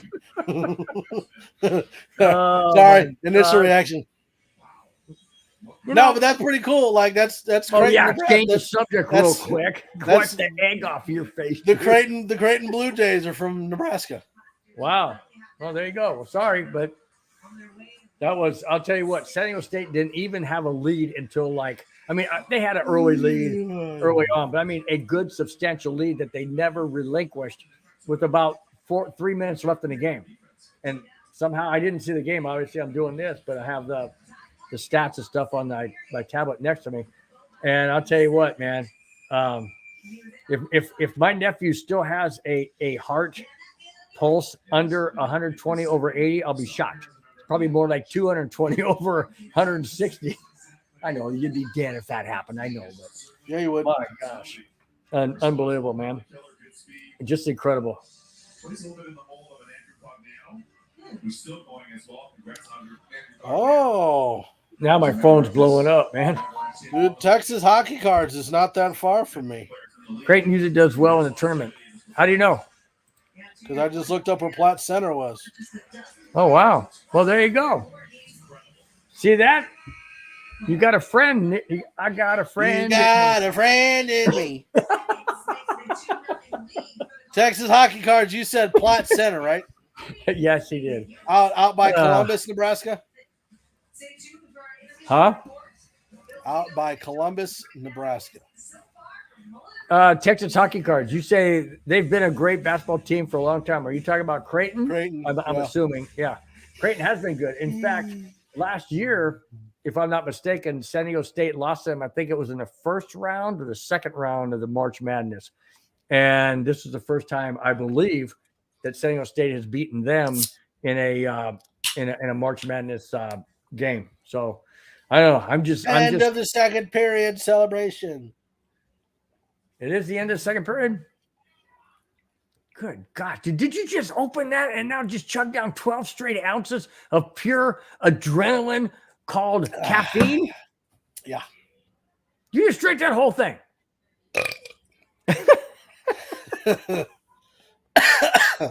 Guys, anybody out there watching and listening, I apologize for Mike's behavior. But hey, he owns the network, so what can you say? Freaking Mike. Oh my gosh. We are in for a totally different third period since Mike is already down to, I think, two 12 ounces, or I should say 24 ounces in the last, minute and 30 seconds. Mhm. So, yeah. So when that You kicks said in, yes. Dude, I'm like 45 miles north of Norfolk.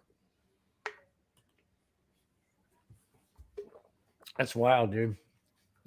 I mean, there you go. You got a whole lot of Nebraska. That's two people. Like Brittany's close too. Cluster Well, Park, Brittany. Yeah. Well, Wyoming is right above Colorado, and then you got Nebraska just over here. So I mean, they're within proximity. It's not like California where What does Wyoming have to do with anything?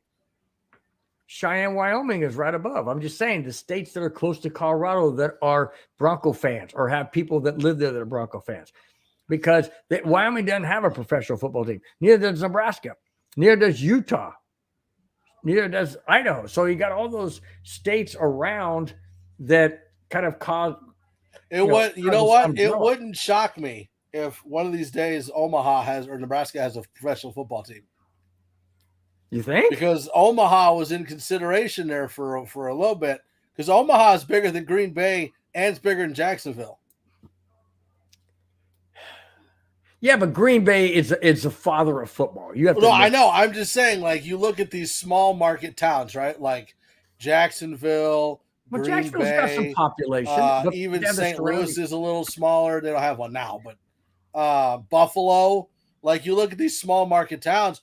Omaha is right there. Omaha's got over 1 million. Yeah, but I think what the NFL looks at is they look at geographical locations. They're not just looking at the city. Well, other way. I'm in Hardington, the other way, up by Yankton. So you have to look. They just don't look at the city. They look at the surrounding areas. And so, like, if you're looking at Denver, who surrounds Denver? Wyoming with no team, Nebraska with no team, Idaho with no team, and Utah with no team. And it's an umbrella around Colorado. And then Colorado itself only has one major city, and that's Denver. So, of course, the whole state is going to be focused on that one major city, unlike California that has three. New York has a bunch. Florida has several. So Texas has several. So you have these. But if you have a smaller, like you're talking about, Omaha, but here's the problem. Maybe the NFL doesn't want to go there because would it steal market away from the Broncos? Maybe they don't want that. Let me ask you this question, Bill. Let's say you lived in a small town in Nebraska like I do, right? Mm-hmm. And then you're a Denver Broncos fan, right? And then let's say that they start a team in Omaha, Nebraska. Mm-hmm. Do you stay a Broncos fan or do you go to the team that's starting in Omaha? If I'm living in Nebraska? Uh-huh. Doesn't matter where I live. I'm a Bronco fan, period. Bronco fan, period. So, I mean, I was born and raised in California. I can't stand any California team. I don't care if it's a baseball, football, basketball, hockey, tiddly winks, or whatever. No, of course, of course, my grandson, I'm happy for him playing baseball and stuff. And yes, my grandson's favorite baseball team is the Padres. So yes, I support him. My favorite team is the Chicago Cubs. But if the Padres are doing well, I want them to do well for my grandson, but not when they play the Cubs. So it'd be the same way if Omaha got a football team and they happen to be in, I don't know, the AFC North or whatever it is, whatever they would be. And they played, and maybe I like them as my second AFC or whatever. But if they play each other, like I'm a Viking fan, that's my NFC team. That's not my favorite team, so that's my NFC team. When the Vikings play the Broncos, I don't want the Vikings to win. But when they play anybody else, of course. So it's the same kind of thing, Mike. I would not switch. Absolutely not switch. Not just because I live there. I switched so fast. No, I'm just kidding. We'll be the FNRT. Flat Nebraska Roundtable. Oh, God. Oh, my gosh. Flat Nebraska. What? What? Is this, you're talking hockey? Okay, so he said up here, Nebraska had the Sacramento Kings and the Kansas City Scouts. Columbus could have had the Blue Jackets. The Kansas City Scouts became the Rockies, then the Devils. Wow. We also had women's professional basketball in the 70s and 80s. See, Nebraska's awesome. I just hate it because I hate it. Well, you just the problem is if you could take the cost of living in Nebraska and move it to Colorado, I'm down. I'll be there in a heartbeat. Move it to California. I can use some No. lower prices. No. Big time. Can't see how what stand. Can't see how you can stand Cali, the state, let alone any of the teams. Just hacking on you, Bill. Well, we all know he loves the Chargers so much. No, I don't. The MHRT network is full of many different fans. You've got a bunch of Broncos fans. You've got Bill, the Chargers fan. No. Would you stop? You're throwing out false information. That is absolutely 100% true. Not true. No, 1,000% not true. No way. Yeah, because it goes back to what methinks you protest too much, Bill. Because I can't stand them. Just like I get on my soapbox with the nicknames being changed, or like you did with the what's a catch in the end zone or what's not, that kind of thing. So it just listen. If we want to get on that argument, no, we're not. No, we're not. And it's just like if people say, a ton of people in San Diego now, in San Diego County and all the surrounding areas, going to jump on San Diego State for being in the Final Four. I'm not one of those guys. I'm not jumping off because the only reason why I like them is because of my nephew. I support my nephew and the team that he wants them to win. If they would have lost today, I wouldn't have been bummed. I would say, hey, well, he had a good run, whatever. Be nice to him and that kind of thing. But it's not like when the Broncos lose to the Chargers, because that pisses me off big time. Or when the Cubs lose to St. Louis Cardinals. That ticks me off because Cardinals are on division. Same kind of thing. So, I'm not. No, I don't like bandwagon fans. You put your right foot in and you shake it all. Oh, we're gonna get kicked off, homie. Why? If we're doing the hokey pokey, it's copyrighted. Yeah, let's do politics and religion. Let's not do that. Let's steer far away from those. Speaking of politics, did you No, I'm just kidding. You're about ready to be muted, Bill. Yeah, I know.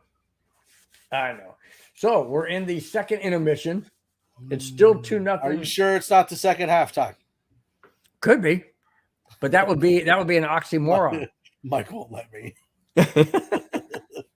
Hey, that would be an oxymoron. Not that I'm a moron, although I've been, called that from time to time.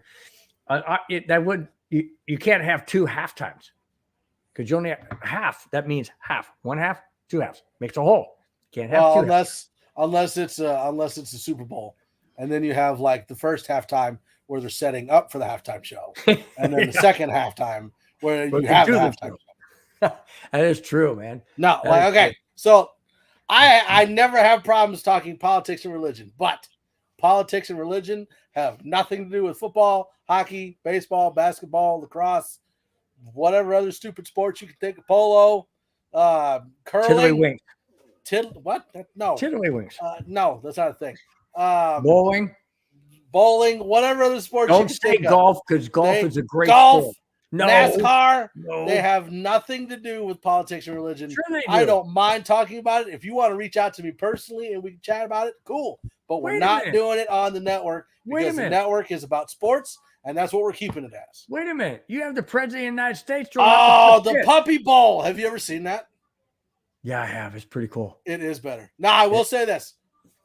I wouldn't say the Rihanna better than halftime show. The Rihanna, except when you have to pray for your team to win. True.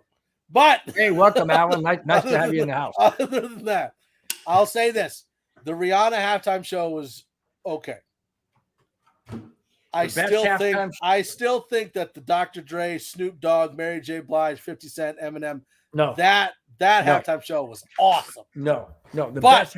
There are two halftime shows that will never be touched. One is Prince and one is Michael Jackson. Those are the two best Super Bowl halftime shows ever. Nope.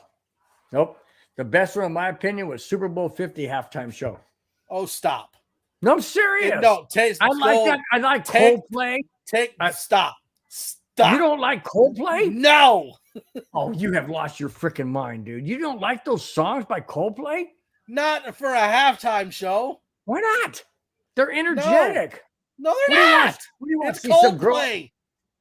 So what? Well, you just want to see some floozy, not floozy maybe, but somebody up there just shaking around. Yeah. Well, that ain't music, dude. I'm surprised you don't like Listen, Coldplay. I said And you don't Prince like and you don't Michael like Jackson. Bruno Mars. Come on, man. It was all right. I just didn't like the whole Malcolm X thing that what's his face did. That pissed me off. I didn't like The Weeknd. That one I didn't think was very good. They weren't even on there. No, they're like 3 Super Bowls ago. I'm just still looking at all of them. Oh. Like, I was never a fan of the 80s, 70s, and 80s rock bands, half times. I didn't like those. For real. What for real? What? No, go back up here. The presidential trading cards. Yeah. I've got a bunch. Okay, so let me ask you this, Mike. When it comes to halftime shows and stuff like that, okay? Isn't it about the music but more importantly, aren't you impressed that I even know who Coldplay is and like their music bit. or Bruno Mars? A little bit. But hey, see then, diverse, but then you follow that up by saying floozy. So I know that you're like in your 70s, 80s right now. So you at least aged yourself. We got that. No, like halftime show for me, like I have to be entertained. So that's what I'm saying. So you like did songs, not like songs that okay. So songs. All right. So you're watching the Super Bowl, right? Mm-hmm. And you're hyped up because it's a good game. You go into the halftime show and you want to listen to like really good music that pumps you up, gets you hyped, and it's a good show, right? Right. Like you have an emotional connection with the halftime show. That's what you got with Prince. Like In the Rain, doing Purple Rain. But I don't like his music, amazing. So I wasn't going to watch it. You're a horrible person. And then you go to you got Michael Jackson, right? Yeah. Sets the standard, right? So Michael Jackson sets the standard for the Super Bowl. It was fantastic. You look at Coldplay, right? Coldplay isn't really like halftime show music. I'm not saying that I don't like Coldplay's music. I'm not saying I don't like Coldplay. But Coldplay for a halftime show doesn't really work. It just didn't work. What? It just didn't work. Okay, well. And that's why Rihanna's was okay. But okay, I liked the year before. Okay, explain to me what works. What do you have to work? You have to have somebody dancing around and doing all kinds of moonwalks and stuff like that. No, it doesn't like. You have to have a guy playing guitar when it's freaking raining, singing the song. No, it's not a specific thing. Like, especially, and this is just me. I'm a very musical person. Bill knows. Like, I still do all kinds of musical stuff. But like for me, if I'm watching a halftime show, right? Like I want to be entertained and I want to have an emotional connection with what's going on. How do you have an emotional connection on TV? I don't know. I don't know. You just like a lot of it is knowing the songs and being able to sing along with the song. And that's what I'm saying. For you, you had an emotional connection with the Coldplay songs. So the halftime show for you was a really good halftime show. I didn't like the Coldplay songs. For me, I much rather would have had the Prince or the Michael Jackson one. Avatar says I was stationed in San Diego. Awesome. In what branch? Obviously, were you Navy? I was thinking it was. It's okay, Mike. It's a part of the branch that supports our country and keeps us freedom or keeps us free. Don't be upset. They support your happy butt. I'm not upset. Like, oh, now you're bummed. What? Now you lost. Now you are you trying to push away our supporters, our fan base? Navy, hey, good, congratulations. Stationed in San Diego. I mean, there's a big Navy base in San Diego. San Diego's full of seamen. Like, it's congratulations. Hey. What? That's what they're called. That's what they're called, Bill. I know, but I know the way you think, dude. I know what you're talking about. Yeah, right. No, Avatar, the only reason why I said congratulations because you went to a probably a nice warm warmer place than where you're from and all that. But thank you so much for your service. Like I've told Mike many times, thanks for his service. Anybody out there who's in the military, formerly, currently, thank you so much for your service for keeping our Avatar. Do you watch the Army Navy games every year? My dad did. My dad was in the Army. He watched it like crazy. See, someone who made the right decision. Mike is Admiral of the Nebraska Navy.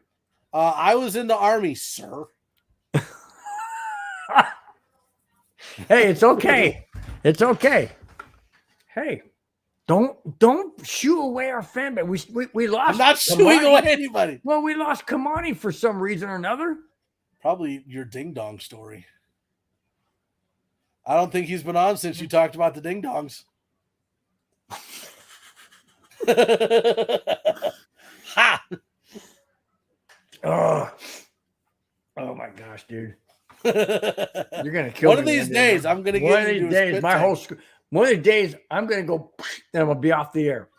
And it's gonna be awesome because it's gonna go all over my. Bill's gonna have to go buy a new mic and a new webcam and a new microphone, new laptop. Yeah, thanks a lot, Mike, for taking taking a 25-cent swallow is going to cost me. No, don't even go there. I'm sorry. I'm sorry. I even brought that up.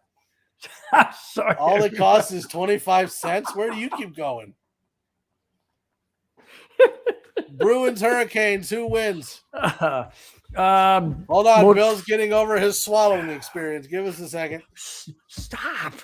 People can hear you. Yeah. I say the way the Hurricanes been playing lately, they seem to be hitting the wrong. Their gameplay is at the wrong time. They're going up, then they come down, then they go up, then they come down. That's what the Avalanche was doing early on in midseason. Avatar. If that's the case, I'll say Bruins. Now, where's the game played? Hold on a second. Where's the game played? Is it played in Boston or is it played in Carolina? If it's played in Carolina, that might be a different story. If it's played in Boston, I don't give Carolina a chance. Just saying. What's Ray saying? Ray? Hold on. It has put best in the movie. Anytime the Army and Marines have a place to go to fight, the Navy always gives them a ride. Not saying I agree, but it does have rings of truth. No, it's true. No, because anytime the Army goes somewhere, they fly. The Marines do go on ships, yeah. Go by Navy sometimes. But no. Like, okay, think about it this way. So the Marines and the Navy are like this, right? So like the Marines technically are a part. Hurricanes. The Marines are technically a part of the Navy, right? So anytime the Marines need to go somewhere overseas, they're usually going on a ship. Whereas the Air Force and the Army are like this. So anytime the Army needs to go somewhere, they use the planes. The plane! Yeah, but not with their big tanks, they don't. Well, yeah, they can load them up in the sea. Yes, they do. Okay, I'm trying to say it. So apparently they can load them up in Humvees, everything. They'll basically... You're getting a Hummer, what? They take the big planes. They put the Humvees in there with a parachute attached to them. They shove them out the back of the plane. The parachute comes out and it floats down to the ground. That's how they deliver stuff. And it lands without jacking up the suspension and the wheels and everything else? It's got to come down extremely hard, dude. Like, dude, I'm telling you, the Army and the Navy, like, never intermingle at all. What do you guys, hate each other or something? Same with the Coast Guard. The Coast Guard's, listen, that's not even a branch. Oh, boy. Okay, I'll be right back. Because you guys talk military. I got to go. Yeah, Alan says big parachute. Ha! He says, damn. Okay, Avatar, listen, you may have been in the Navy, I may have been in the Army, but we both can agree the Coast Guard doesn't do nothing. The Coast Guard is not a branch. Oh, Coast Guard. Whee. Big parachute. Yeah, no. And I don't even know if Marines go by boat anymore. Do the Marines go by boat anymore? I don't know. It's all about that Space Force, right? What do they even do? Like not disparaging the Space Force, but what do they do? Like you would think that the Space Force would be NASA, right? That makes sense. Whatever. So many of those St. Louis in the league now. Yes, we can. See, there you go. Coast Guard. We can agree the Coast Guard, not a branch. Doesn't count. All right, third period, 17:55 left. Avs up 2-0. Drew, I'm not sure if McCarr's got 3 shots yet or not. I didn't know that they didn't mingle, learn something new every day. Yeah, the Army and the Navy really have nothing to do with each other. So that's what kind of Okay. But my question is, does the Army hate Navy? I mean, like in football and in sports and stuff. Really? That's not cool. You're all part of the – that's like me being in maintenance in the school district and hating teachers. I'll tell you this.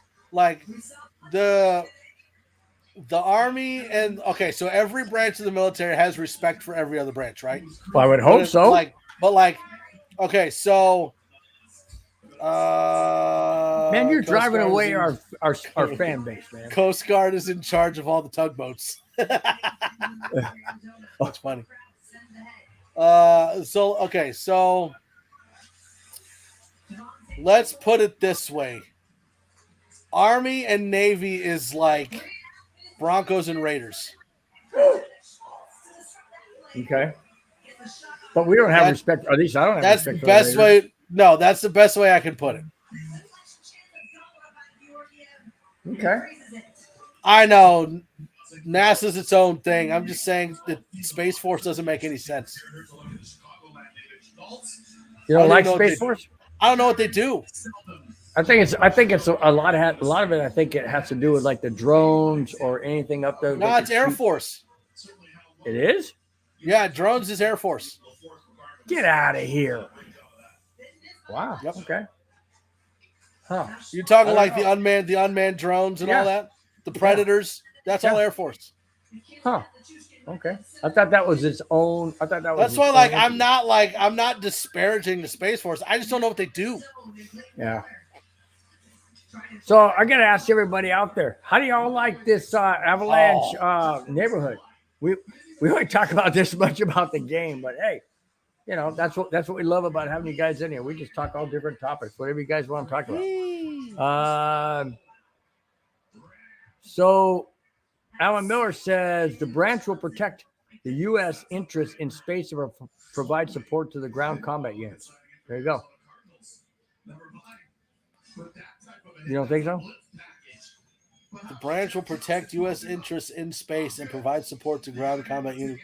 Yeah. Interest in space. Yeah. Like I said, Space Force, they should have just made NASA a part of the government. Like, okay, we're getting out of there. Drones are Air Force and Navy. There you go.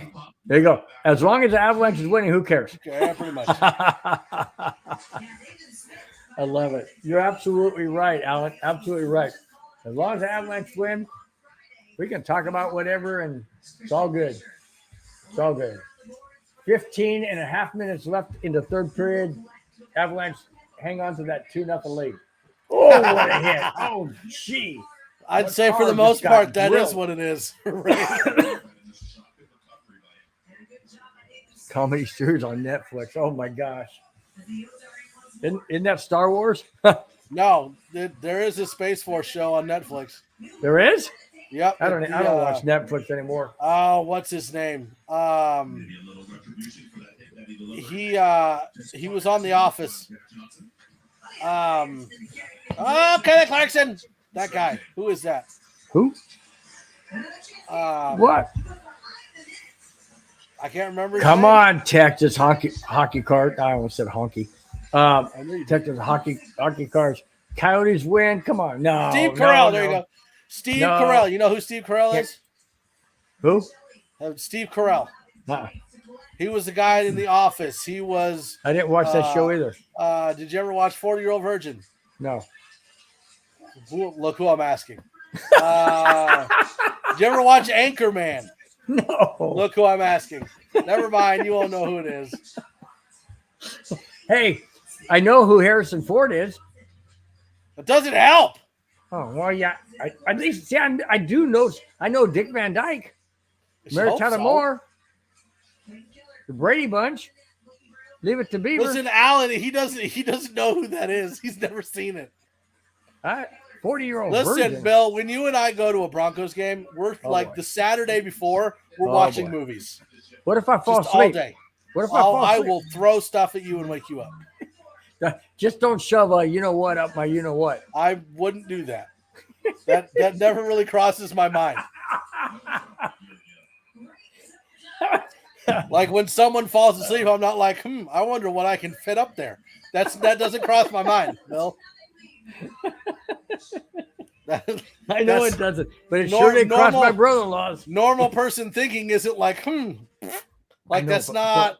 But my brother-in-law is not normal thinking. As we can all tell. He's twisted. As we can all tell. Yep. Yep. Well, some of us do. Probably some people in the chat or watching or listening going, what the hell are you talking about? Shoved up his what? You really don't want to know. Not even a little bit. You will have nightmares for days. I had nightmares when I woke up. Well, except Ray, because he calms down to The Exorcist. So I'm telling you, dude, you're gonna drive away our fan. I'm not gonna drive away anybody. Like literally, Ray. The power of Christ compels you. Like I can watch The Exorcist 4 hours straight. 97? Huh? Dick Van Dyke. You any of those folks still Van alive? Dyke. Yeah. I know Mary Tyler Moore. Tyler Moore's not. No. The only one left is Dick Van Dyke. In fact, I think he's 97. 97 years old. He just got into a car accident. He was just on The Masked Singer. Oh yeah. He got into a car accident. I'm not sure exactly what happened. He wasn't seriously injured. They took him to the hospital for precaution. My thought is this. He's 97 years old. Why in heaven's name does he not have a chauffeur? And if he's how in heaven's name in California? Because in California, once you and I should know this because I'm turning 65 in July. Once you turn 70, every 5 years after that you have to do the driving test and the written test. It should not be just 6 a written months. test, but it should be 6 months. Every 6 months, you old fogies need to retake your driving test. You got to take. Let me tell you, y'all suck. No, but seriously, it's you have to do the driving and you have to do the written every 5 years. So he's 97, but I know he's a celebrity, guys. I know he's a celebrity, so he probably goes, "Come on, I'm Dick Van Dyke," and everybody knows what he looks like and his voice and everything. But my point is there should be a common standard, but there's never. Not in California. If you're a superstar, a movie star, or whatever star, you're whatever you are, you get presidential, so to speak, privileges. The ordinary person around here doesn't. But 97 years old and still driving. Holy cow, man. It just blows me away. Unbelievable. But I'm glad he's okay. Glad he's okay. Yeah, Dick Van Dyke's one of my favorite actors of all time. Love that show. Just in his third shot. If he shoots one more time. No, if the goalie, if he shoots in the goalie, you're right. Wow. I don't know how he said that. Why did he take the under at 3.5? McCarr shoots a lot during the game. I mean, he's constantly shooting on power plays. He's out there on just a regular 5-on-5. He's out there. The guy is active. Kel McCarr won the trophies. Why would you not think he would shoot? I don't know. I would definitely have taken the over on that. It says every 6 months after 60 and not far off. Listen, I hate those ones that are driving where they're like this. Or like you see this. Oh yeah. Like steering wheels right here. Yeah. And they're like, I'm driving, and their hands are up here. It's ridiculous. Oh shoot. I see a lot of Asians out here like that.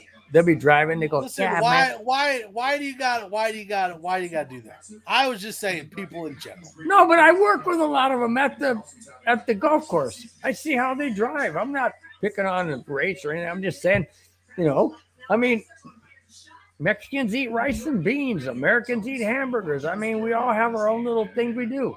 That's just, Ooh, nice save. I'm not picking on that. I married a Mexican woman, man. Nice save again. Nice who?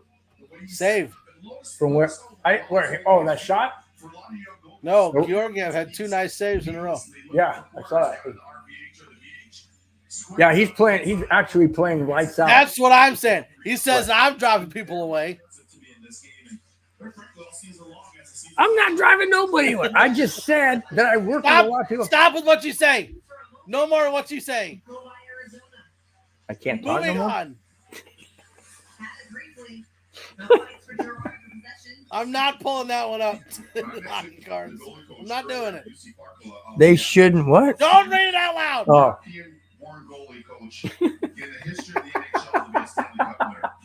That's a whole nother conversation. We don't have enough game to have that conversation. oh shoot. Well, I'm not going to go into the whole That one I'll pull up though. 35 mile per hour everywhere. They go with blue hair and white knuckle. Oh yeah, no kidding. I got behind one. See, I didn't go anywhere today. So I got behind one yesterday coming home from working at the golf course. And I swear, they were driving like this, steering wheels up like this. They're driving like this, and they're going. And I mean, it was an older guy, older white guy, and he's like driving. Dude, it's a 55 mile per hour zone. The guy's driving 25. I almost ran up his backside. I had to slam on the Like brake. at that point, isn't it just worth having a scooter or like a rascal? Well, not only that, but they could drive those little, them little cars that look like about this big. What are them things Smart called? car. Yeah, they could drive one of them. At least if I see a smart car, I know they ain't too smart and they ain't going too fast. So I'm gonna go around them. But this is a full size car, and I got a question out there. And this doesn't pertain to me, so don't think it's me, because I don't do this. Why do older people want to have these big motherfucking cars and made like a Sherman tank and then drive 10 miles an hour? I don't get it. I mean, hey, when I'm 64 years old, I never drove as fast as I do now. I never have. My thinking is I want to get where I'm going because I don't know how much time I got left. When I'm 25 or something, hey man, I got a lot of time. I take my time. Got my girlfriend over here hanging on my arm. When you're 75, 80 years old, why are you driving slow? You may never get to where you're going. I'm just saying. I don't understand why older people drive so slow, man. And if it's because they're unsure of what they're doing or where they're going, then why are you driving? Why are you driving? That's what I'm saying. I don't get it, man. I don't understand. It's just one of my, one of my quirky things, Yeah. Well, of course I know because fast drivers won't hurt them. I get that. But when you're 85 years old and you're driving a Sherman tank and you're going 10 miles an hour, you ain't going to hurt yourself. Well, like I'm one of those guys where I'll be patient for as long as I can, and then I'll just snap. So I'll be behind one of the just driving. Yeah. Get out of the way! Somehow I just don't see that demeanor in you, Mike. I really don't. I don't see that aggressive side. Yeah, right. Of course. Most old folks can't work old VCR, and you want to stick them in a smart car? Good. That's a good People point. are always stressed and busy, right? Yeah, Bill. Wait a minute. Whoa. How are I'm retired. Well, Yeah, I know. The golf course. Stressed and busy. That guy right there. Retirees, people are always right stressed. there. I'm not really stressed. Okay. Well, not stressed. I get into my That's teens. because Bill gets all his stress out on the air. Oh, yeah, it's true. Get off my Get lawn. off my lawn! Well, show it. Go What? for it. Show your little thing. Everybody loves it when I play here. Oh, get off my lawn! Hey, hang on a second, guys. Hold on. I want to see if that's accurate. Hold on. Yeah, pretty accurate. Oh, almost Pretty knocked close. it out. Ooh, you broke something. Almost knocked it on my ear. This is the one I'm missing though. Scuba Steve, damn you! I know. Come on, he's not available or not around, or I don't know. Yeah, no, I think we lost Kamani. It wasn't about the black uniforms I mentioned. Was it? Would you stop? I was talking about the Raiders, but he was cool with that. He was cool. It was long. You're gonna give me a heart attack. Retire. Oh, you already said that. Never mind. Okay, so how much minutes? We're in a commercial right now, so I think we have about what, 10 minutes left? 11. Let me see. Let me see how much minutes we got left. I got it right here. Hold on. It is, so now they just brought it back up on TV. There is 9:52 left. 9:52 left in the third. We got to win this game, guys. We got to, because Minnesota's already won. Dallas doesn't play. We're going to be tied for second with this win. And that's what we need, because like I mentioned, we played Minnesota this Wednesday. We played Dallas this Saturday. At both games at home. Those are huge. Those are swing games. Absolutely swing games. You're either going to move up by 2 points a time, or you're going to move back, and now you're going to be 4 points behind. I tried to play the swing game. My wife was like, "No." Oh my gosh, dude. See, I don't know. I guess I'm the setup man, and you just come in there and slam the door on the whole thing and just twist it any which way you want, man. Pretty much. Wow, in Nebraska, did you get snow last night, Mike? I didn't. Oh, they just scored. Dadgummit, 2-1. Dadgummit. Freaking A, man. Dude, how far ahead of me are you? Right after I just said, son of a beach, man. No, stop out with that coyote crap. It's like you're freaking crying. I'd be crying too if I was a Arizona Coyote fan. The fudge, man. That's all they got. Is that? At least we got a song we sing, you know. All the small things, you know. Bill. You said all the small things, and I said, Bill. Oh, that's messed up, dude. My wife been talking to you? Just kidding. Stop it! Gee. Hey, Mike, the little girl in that video is all the other teams in the AFC West. The little girl. In your video.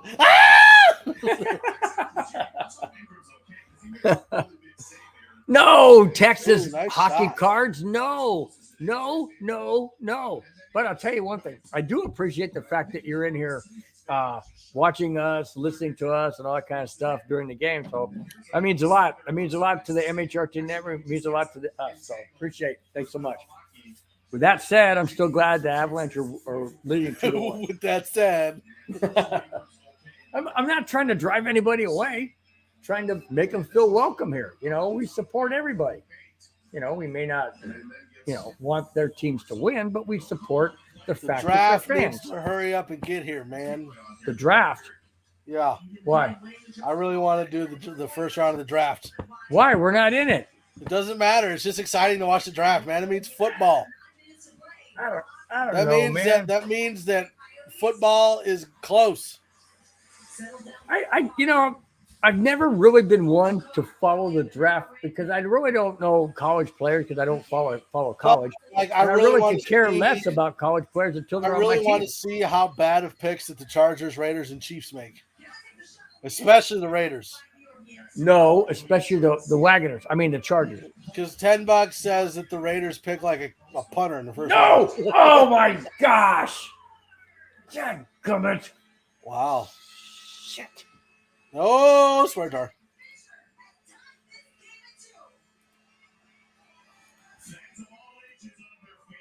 Freaking Goryev. That mother freaking goalie sucks. Ooh, I thought you were going to say it, Bill. Right between his legs. Come on, man. They had a 2-on-1 breakaway. Actually, there were three Avalanche players back there, but they all ran into each other, and the guy had a wide open shot right in the fifth hole. I suppose this applies for this goal, too. I'm assuming so. Dang it. I don't want, now I got to hear that thing again. Oh, shut up. Oh, shut up. 8 minutes left in the third. Whoa! Trip! Yeah, I saw it. Good. We need this. You know, how come it... Listen, 38 on the Coyotes. That's a glorious beard. I'm just pointing that out. Oh. Yeah, we're doing the first round. Bill, do you want to do the third round with the Broncos or no? What day is that? It'd be probably the Friday. First round's usually Thursday, and then Friday. Friday I work. It'll be Friday night, Bill. Friday night. They usually okay, do the second, third round. Okay, so I won't do my show. I wouldn't do my show Friday. We would do like the first round, and then we could do your show while doing the third round. Huh? How's that gonna work? Okay, so like it'll be so you'll do your show like normal, with me on there with you, right? And then we'll do your show while following the third round. That'd be interesting. Yeah, why not? We'll give it a shot. Oh. So yes, we'll be on for the draft, especially the first round. I do think we should do the third round just because that's when we have picks. Right, I agree. That'd be cool. Shoot it! Oh, why are you passing again? Shoot it! You can't score unless you shoot. Was that Makar that shot it? No, he passed it over. I thought. I don't think Makar has. Who's 37? That's not Makar. No, Makar's 8. Yeah.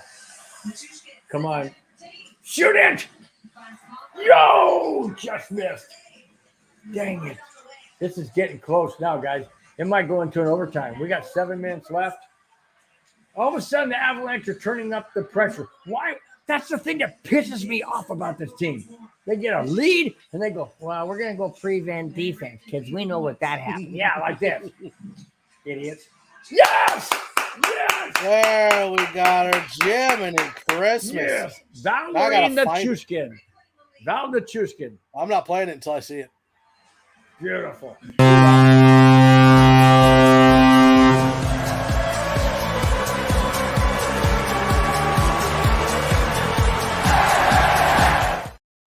Hey, I like that, Ray. I like that title. Broncos breakdown with coverage of the draft. That's sweet. Perfect. What do you think, Mike? What do I think about what? What do you think, dummy? You didn't see it right there. I saw it. Well, I like that. What do you think? I mean, it's Friday, right? Yep. Or do you want the draft / Bronco breakdown? I will come up with a. I know you'll come to up that point. You'll come up with one. All right. I don't know what's gonna be yet. I do know I want to do the first round just because the first round's always exciting. It's always cool to see all this stuff happening. Even if the Broncos aren't drafting, I still would watch the first round. See, I normally am not one of those guys because I don't know the players because I don't watch college. That's why I would probably have my oldest son with me because he knows them better than I do. Really? That's cool. Mm-hmm. Yeah, I just don't follow college because I know that 99% of the players never make it to the NFL. So why would I want to be so focused on college players?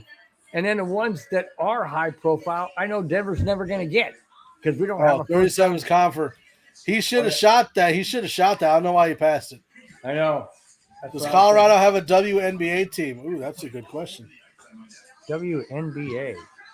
Oh, by the way, speaking of WNBA, do you realize that Tom Brady is vying to be part owner of the WNBA in Las Vegas called the Las Vegas Aces.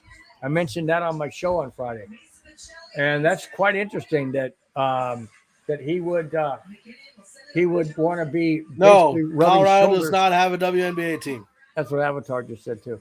It'd be interesting. It's interesting though that Tom Brady would be in the same city, quote, as Josh McDaniels. So first and third round coverage. Yeah, I think that's what we're gonna do. We'll do the entire first round, and then we'll have Broncos breakdown while the draft is on, so we can kind of get the Broncos picks in there. So it's gonna be Bill's first like 2-hour Broncos breakdown. Okay. I tell you what, it's kind of like doing this in a way, but yeah, I'll still have my topics. I'll still bring those in, and it'll be good. It'll be fun. It'll be different. Why not? Ray says he's down for it. Awesome. And so we might do, depending on. Ooh, I'd have to ask Boggins, because they've got like the BPA show right on Thursday. So I wonder if him and Coyote would jump on the neighborhood with us for the first round. That'd be cool. What's I forgot what BPA stand for again? Best player available. Oh yeah, that's right. I for some reason Avatar says 1-0 Bruins so far. Oh my gosh, we're tied a freaking again. Dang it. Oh, sorry.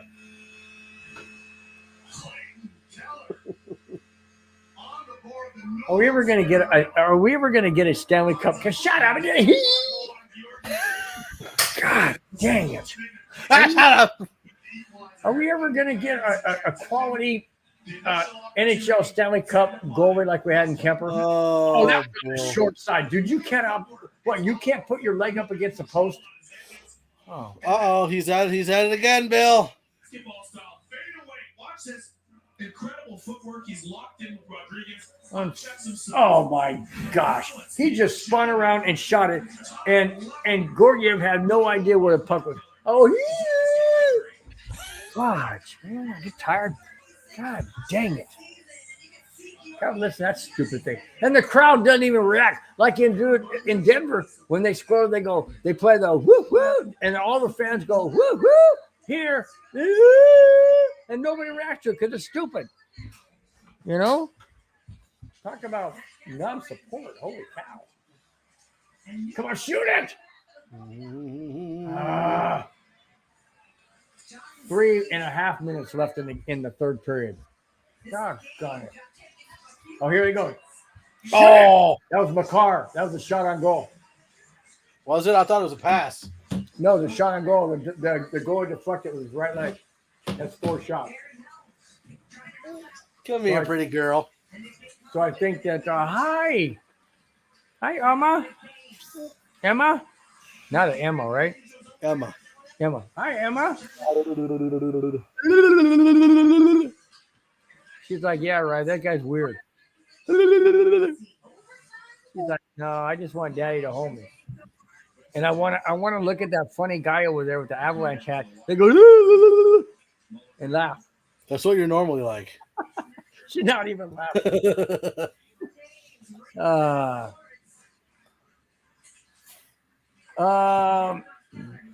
So wait a minute. What? I don't know. Whose phone number? Mike? He's like, yeah, I don't have his phone number. I blew that on the line. What? I blare that on the line. I don't know what that means. It's not talking about my. Where are you going there, little girl? Come on. Get it out of there. My gosh, man. 2.5 minutes to go. I'm starting to get nervous now. I don't like this a good bit. Hi. How are you? She's like, I'm taking over from my dad. Oh my gosh, the Avalanche can't get out of their freaking zone. Come on. Finally they make it out. Oh, the Coyotes howl. It's the Coyotes howl? Yeah, I know that. No, he's saying he's lucky I don't have his phone number. I'd blare that on the line. The Coyotes howl. I think Bill's phone number. Avatar said, I think Bill's phone number. Probably mine, yeah. Oh, that was a hard check on Byron. So shoot it. Oh, she's waving, Bill. Hi, how are you, Bob? Huh? Hi, Emma. Yeah. I'll be like her. No, don't touch that. Come on, guys, get out of your zone. A minute left to go. Minute 8. We're going overtime, guys. What's she, Sarah? We are going overtime. It's going to end up being 4-on-4. It's going to end up being 4-on-4.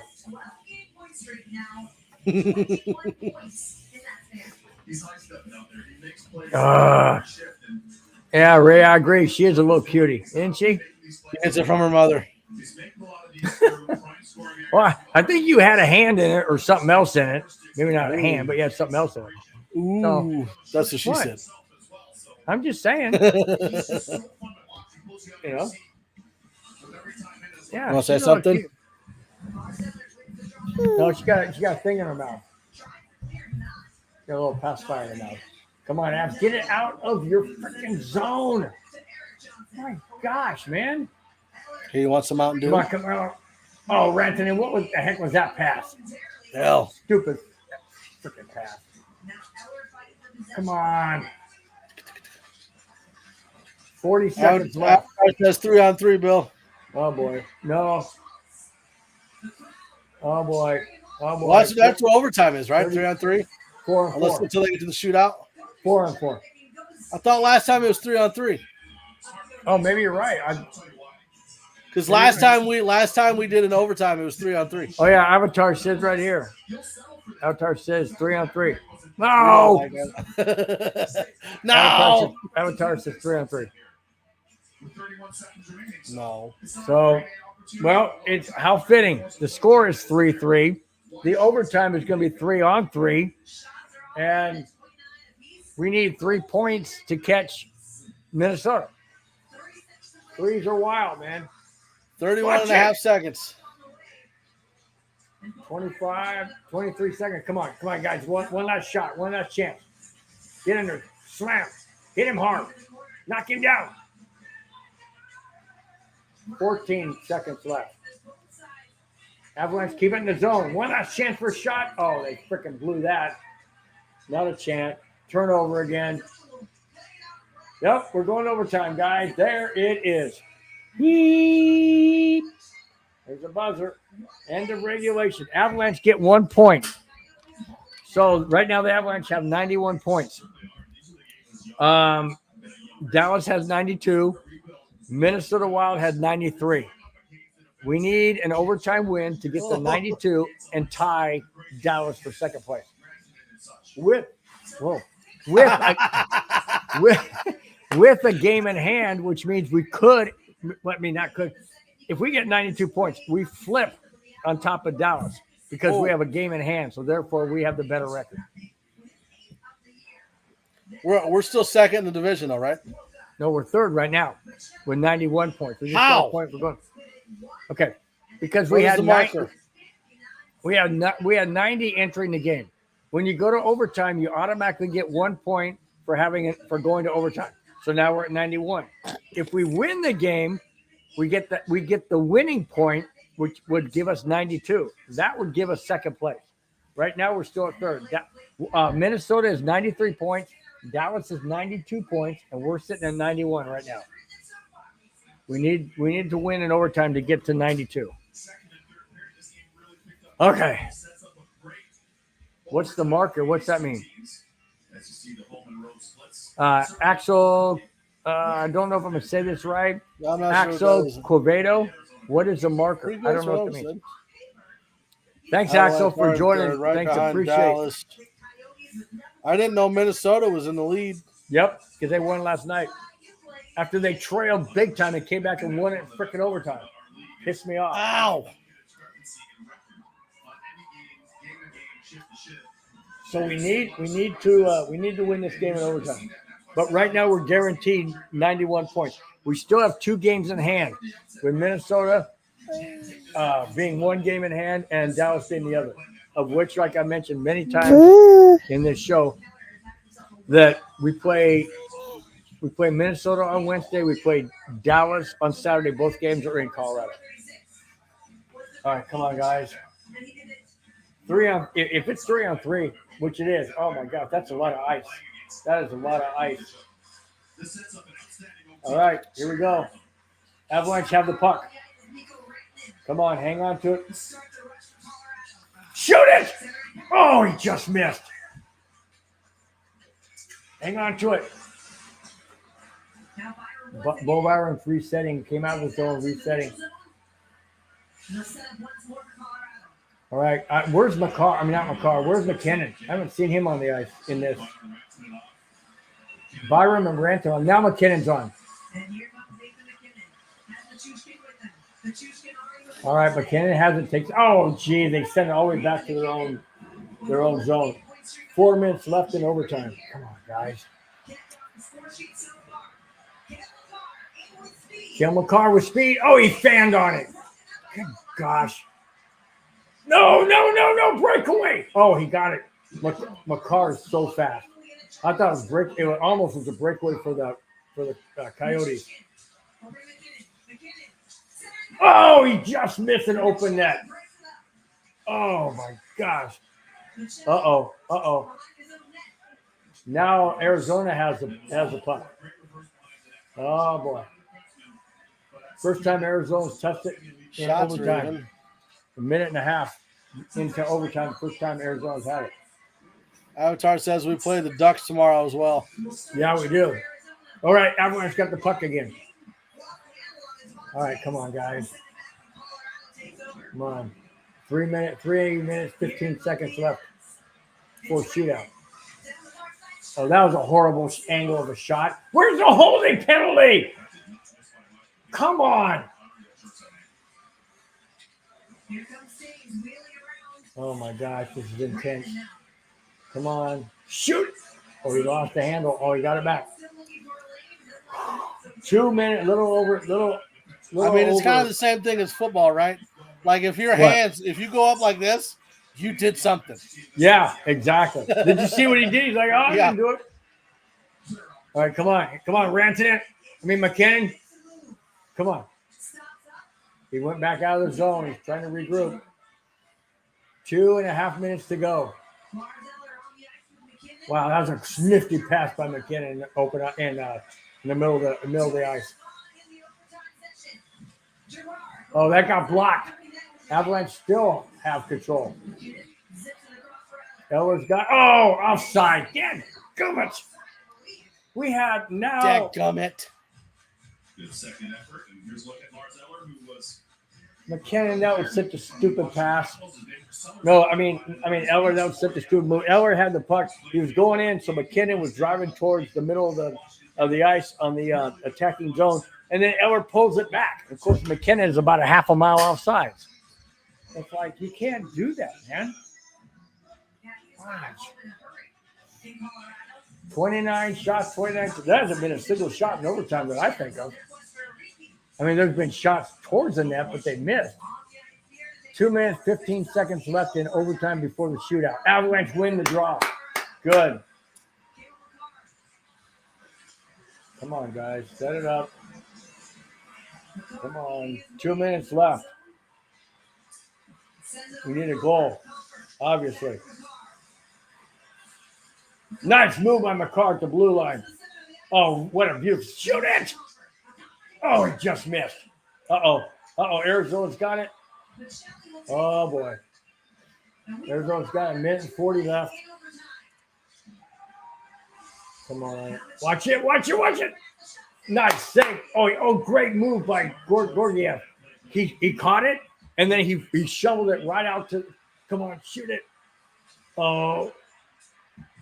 Uh-oh. Yeah, he shoveled it right out to the – Shoot it. Oh, no. God, their passes are just – they're trying too hard. Settle down, McKinnon. Come on. Shoot it. Man, that was way off the net. That was way high. He shot that thing like this high above the net.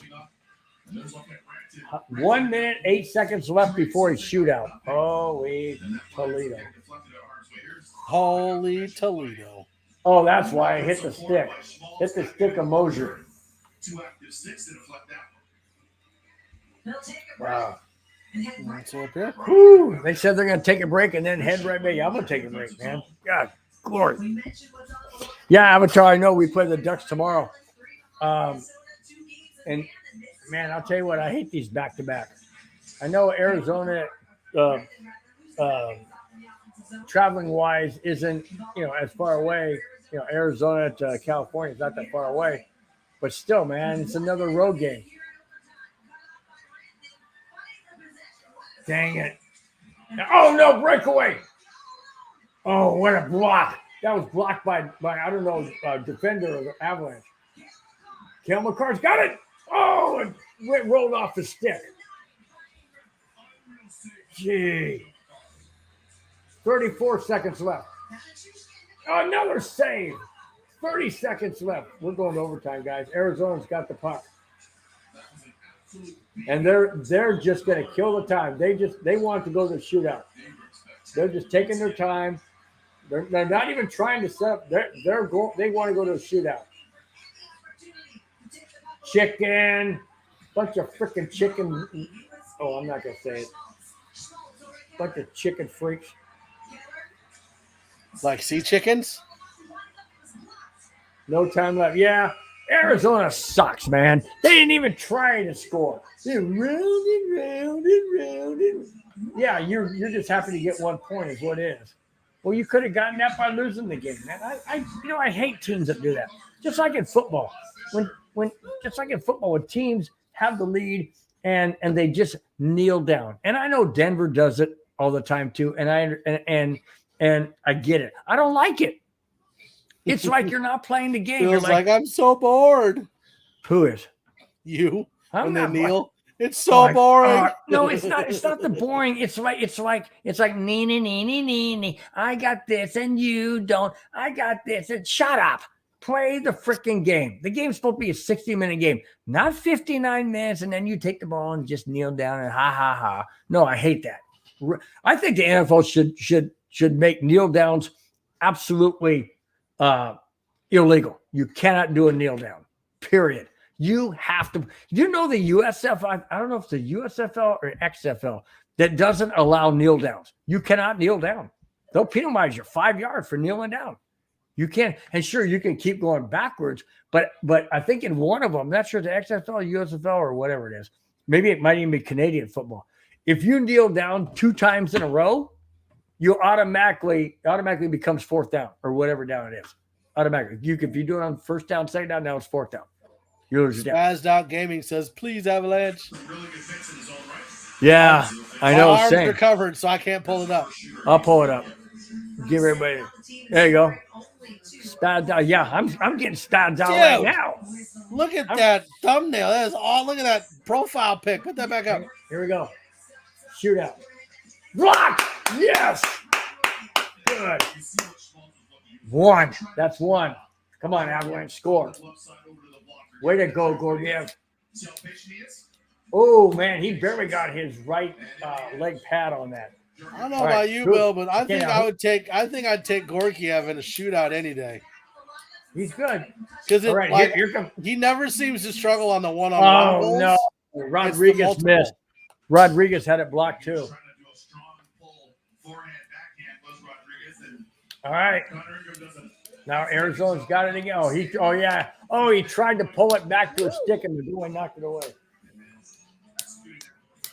Okay, here comes Arizona. Come on, Gorgiev. Stop it. No, he blocked it. Yes. Is it first goal that wins? Or is it first goal? No, not first goal wins. You get 3 shootouts. Each side gets 3 shots. If after 3 is tied, it goes to a second round. And it keeps going until somebody has the majority after 3. Come on, if Colorado. it's still tied after 3, it's just a tie. McKinnon. Oh, he got blocked. Nobody I have a scored parlay yet. on the line. Carthy London says, I need McKinnon. McKinnon needs to shoot. He did, but he got blocked. He missed. Yep. No, it got blocked. Who off they the got last? stick. Rantanen? I would say Renton and McCarr. I'm not sure which. Because it was watch it. Why he's way out of the net. Oh, he stopped it. So that's all the shots they have. If Colorado scores on this shot, we win. Because they've already had their 3 shots. They've already shot their. Dude, he was a beast in front of that goal on that I shot. know. All right. Oh, no, it's Rantanen taking it. That's what I was wondering. Mikko Rantanen. So maybe McCarr did. No, Rodriguez shot first. McCarr hasn't even shot. Yeah, and then McKinnon, and then now Rantanen. So I'm guessing he misses this one. McCarr's in the next line. He missed it. Now they got to go to a second shootout. Holy crap, dude. You can go. This is insane. Oh, he lost control of it. Yep. But he got too far. He got too deep. And the goalie was able to. Here we go. Oh, they already start out with 2 on the board. He blocked it. Beautiful. So in the second overtime, they already give you two misses. So it comes down to 1 shot, period. So the Avalanche need to. Go away. Is it McCarr? It's McCarr. Come on. Come on, Kale.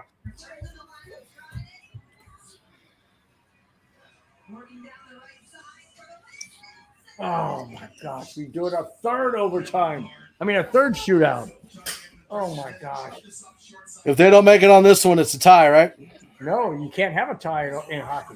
You go until somebody Since wins. when? No, there is no ties. Again, they start again. Third overtime. Here we go. He blocked it again. Wow. Okay, so who goes up for the Avs? Nichushkin?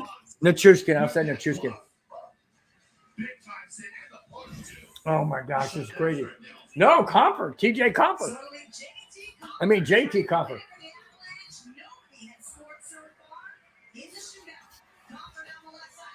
Oh, he blocked it again.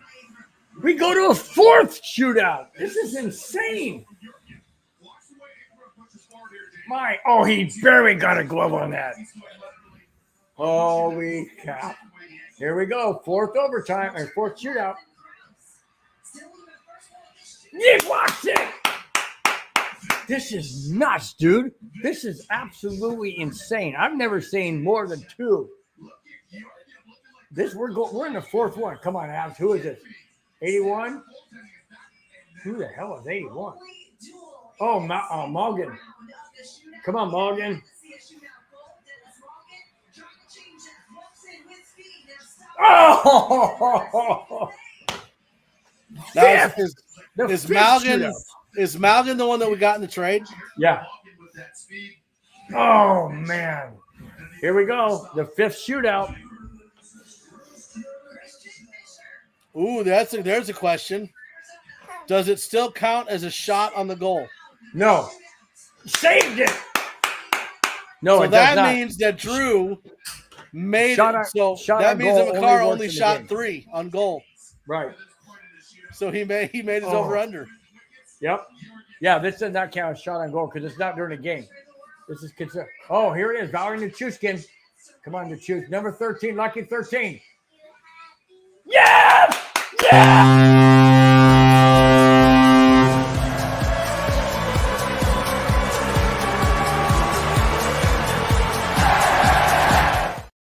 Wow. I have Did never you see how he seen- put that in there? Yeah, he pulled it this way and then shoved it back.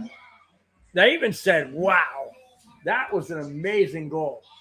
And absolutely amazing. He goes to his right and, oh, man, how he stuck that under the goalie's right pad. Oh, my gosh, what an amazing shot. That was so good. Oh, man. They even said, I mean, these guys are like, how'd that happen? That is insane. That was an insane goal, guys. If you get a chance to watch the replay, everybody out there, if you guys get a chance to see that replay, what an amazing stick hand. I mean, that's Nathan McKinnon.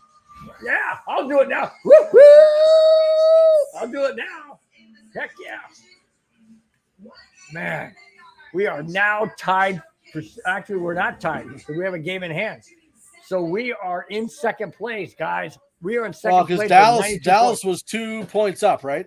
Yeah, but because we have a game in hand with Dallas, we've played less games, means we have a better winning percentage. So we're now in second with 92. Ray's like, this is nerve-wracking. Tell me about it, Ray. Oh, my Alan, gosh. Ray. What an amazing move. Avatar says we got our 2 points, Bill. Yep, that's right. That's what I was hoping. And we have a game on Dallas. That's why we're ahead of Dallas. Yep. Man, am I exhausted.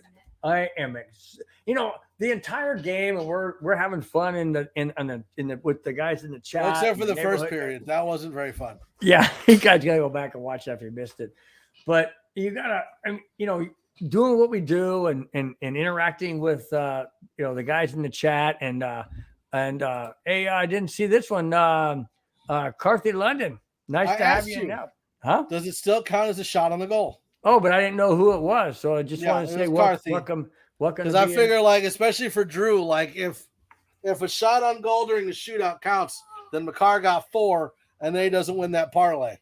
Doesn't count as a shot on goal because it's after the game. I know it's unlike football where football stats still count in overtime and all that. Doesn't work in hockey that way because you never know who's going to come out and who's going to take, the puck to in the shootout. So it's the stats don't go on there. Now, the goal that number 13, Nichushkin. Yeah, the goal that Nichushkin got, that counts towards his goal, but all the other ones that missed doesn't count against a shot on goal. It doesn't count on that. It only counts because that was a game winner. You see what I'm saying? So you have to have somebody who got the game winner, and that was. That shot was so good. I mean, to do what he did, to take that puck way over here on his stick, be able to put his stick above the puck and bring it back, and get it into the net and not hit the goalie is just amazing. Did McKinnon get a goal? Nathan McKinnon. I don't think he did. I don't believe so. Rantanen scored. Rantanen scored twice. Nichushkin scored.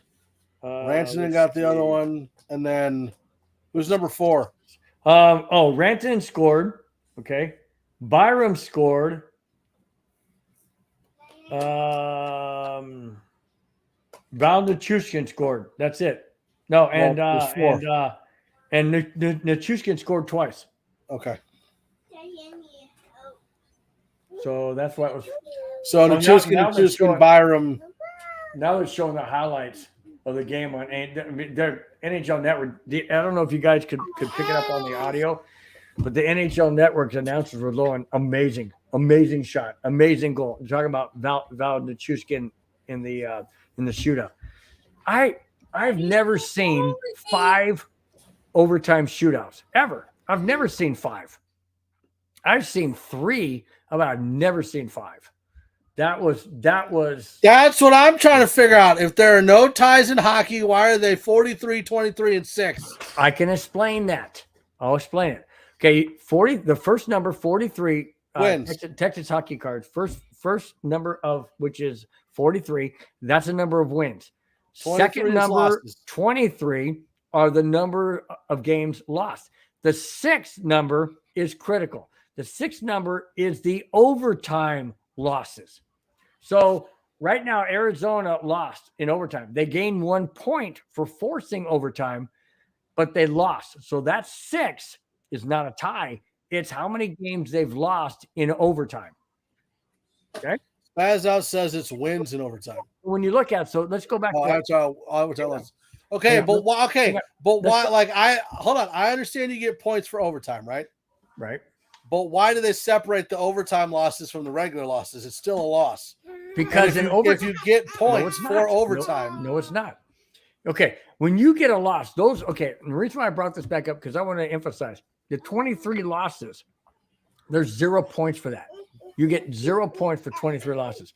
You get 1 point for every overtime loss. So the 6 losses in overtime equates to 6 points. So you take the 43 and multiply by 2, that's now 86 points. Plus 6, that's now 92. That's why. That's how it works, buddy. Look it up. I'm not telling you anything that ain't true. That's what I said, Avatar. Losses are 0 points. Losses are 0 points. Overtime losses are however many overtime losses you have, that's 1 point. So if you have 6 overtime losses, that's 6 points. You have 43 wins. Each win is 2 points. That is now 86 points. 86 and 6 is 92. That's how you come up with the scoring in the NHL.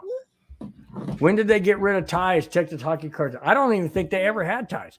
As long as I've been watching hockey, which is primarily, well, I used to have season ticket holders for the San Diego Gulls when I lived in San Diego County. And that's a minor league team.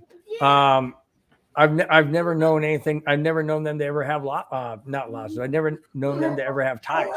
So I would say, as far as I can recollect and remember, they've never had any ties in hockey, which is what I like. I don't think they should have ties in hockey. Hi.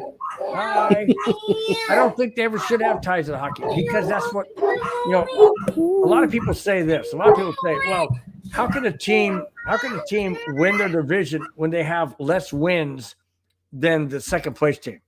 Because it goes by points. And if you have a whole lot of overtime losses and you're getting 1 point for every loss in overtime, you're still getting points. So yes, you could have a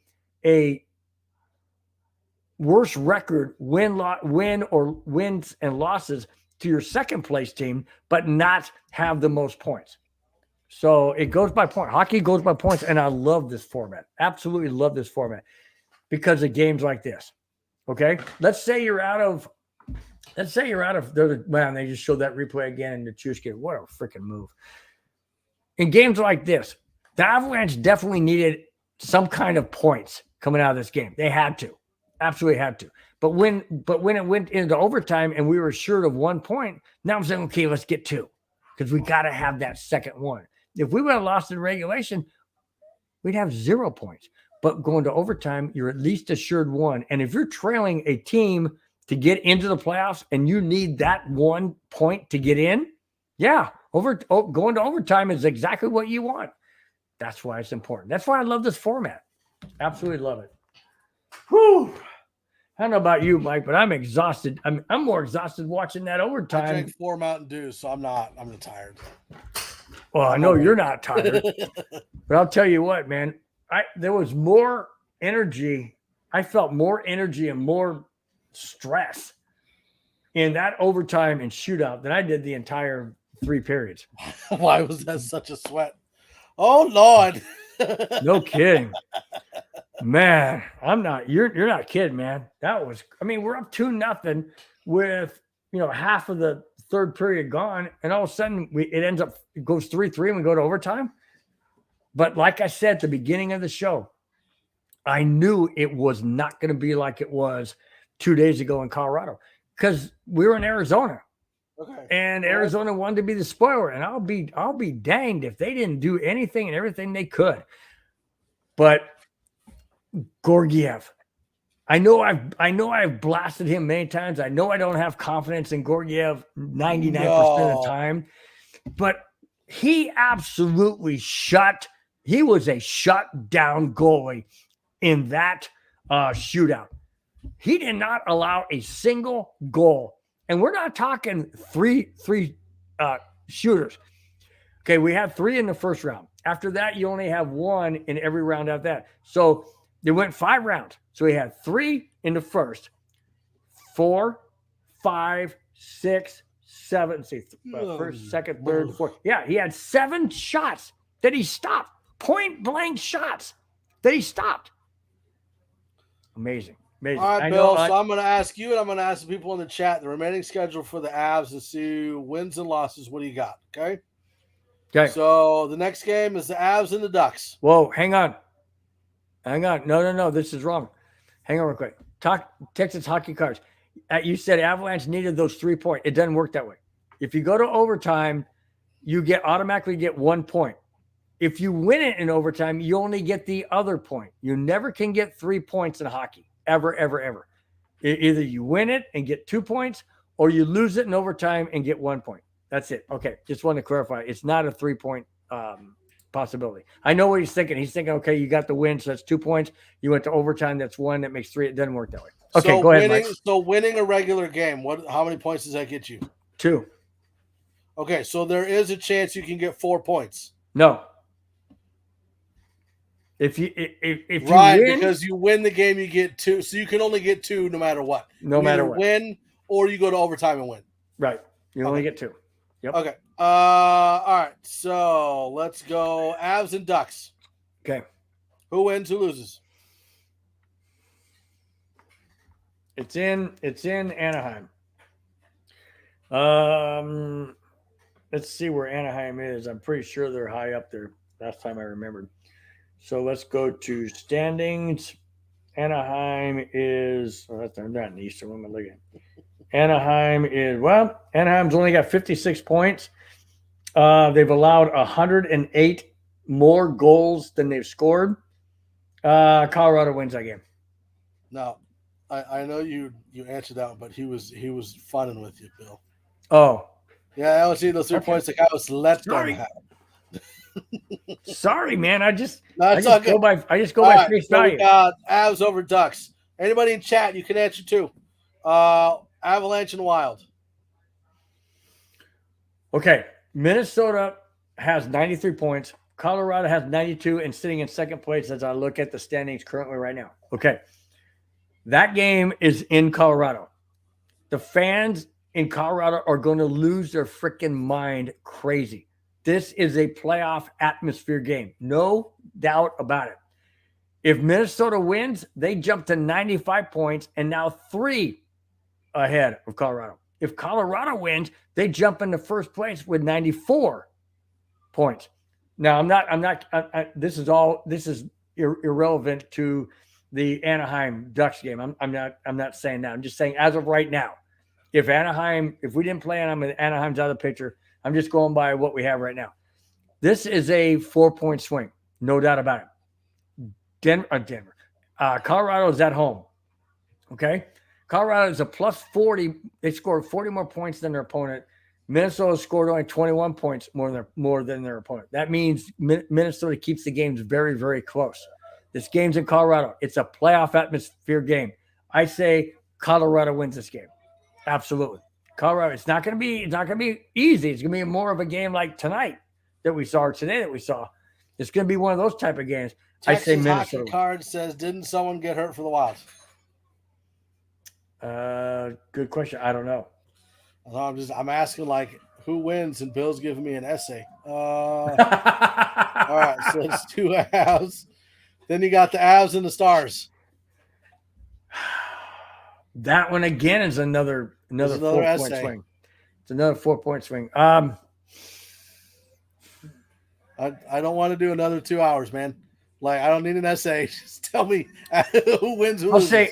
I'll say because you've got Minnesota and Dallas back-to-back at home, Colorado wins both those games. Both of those are playoff games. It's a 3-day difference, though. I know, but Wild on Wednesday. No, but what I mean back-to-back. I don't mean back-to-back as in one day, next day. I mean back-to-back home. In other words, you got 2 games. Klingberg. Home. So I say Denver. I say Colorado wins both those games because to them this is their playoff live. This is a statement. These 2 games are going to be a statement game. Absolutely. And that's why Avatar mentioned earlier in the show on chat that and you were offline at the time that Johansson is going to play in goal tomorrow. Gorgiev's not playing tomorrow because we don't expect to lose to Anaheim tomorrow. We need Gorgiev. We need Gorgiev for Minnesota. We need Gorgiev for Dallas. Pause. What? Tweet just came out from Sean Payton. I see and read just like everyone else, but we're not trading those 2 players in regards to Judy and Sutton. There you go. Just wanted to throw that out there. Good. Okay, so I wasn't listening to all of your essay, do we beat the Stars or do we lose to the Stars? No, I say we beat them. And, Okay, so that's 3 in a row. All right, so you got Avs and Sharks. San Back to Jose. back. That's San Jose. Back to back. There's 2.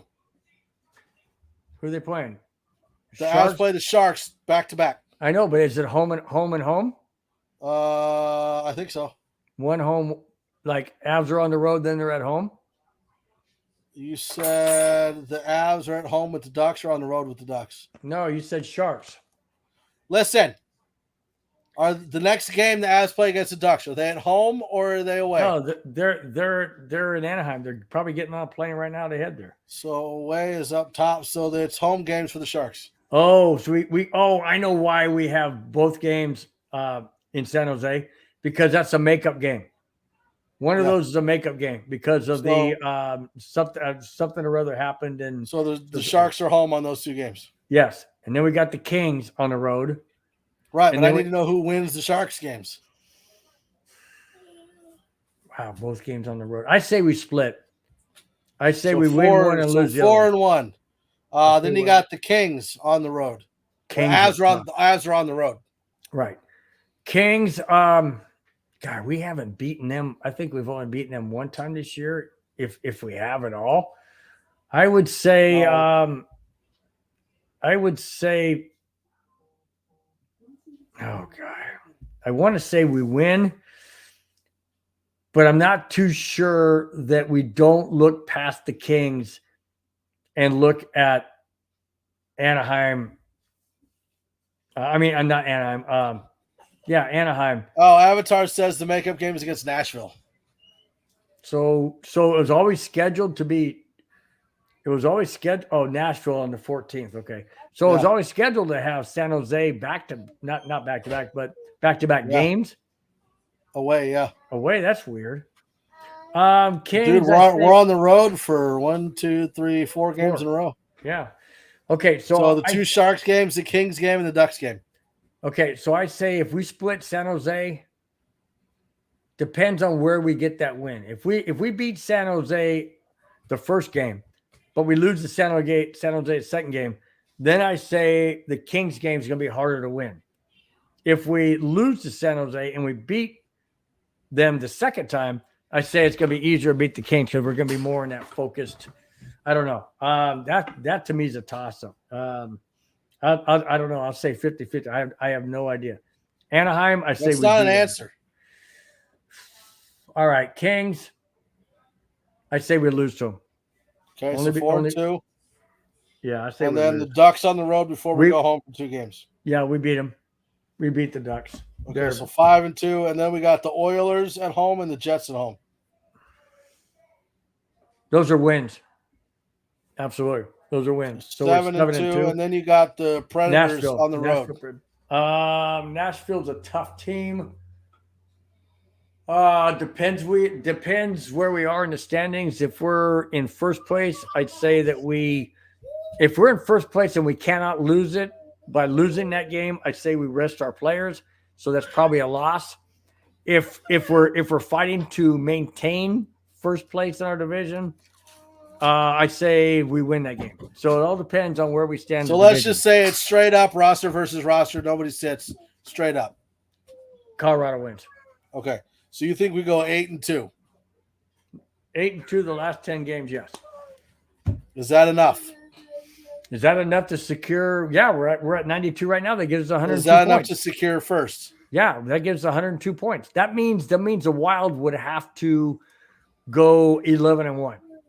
Well, and Dallas would have to go. You had us beating the Wild, so that would put us. Okay, now do wins over count? So like when you have a tiebreaker in the NFL, right? Like if we swept the Raiders, then we would have 2 games. We'd have games over the Raiders. Sure. So if our records are tied, we're above them because we beat them twice. Yes. Same thing with the Wild. If our record is tied, but we beat them twice, are we above them? Yes. Or is it only just by points? No, it's by points, but it's also, well, if there's a tiebreaker, it has to go head-to-head. How would you do head-to-head? Okay, so if we're tied points, but we beat them twice, we go above them? Yep. Okay. Yep. That's exactly how it works.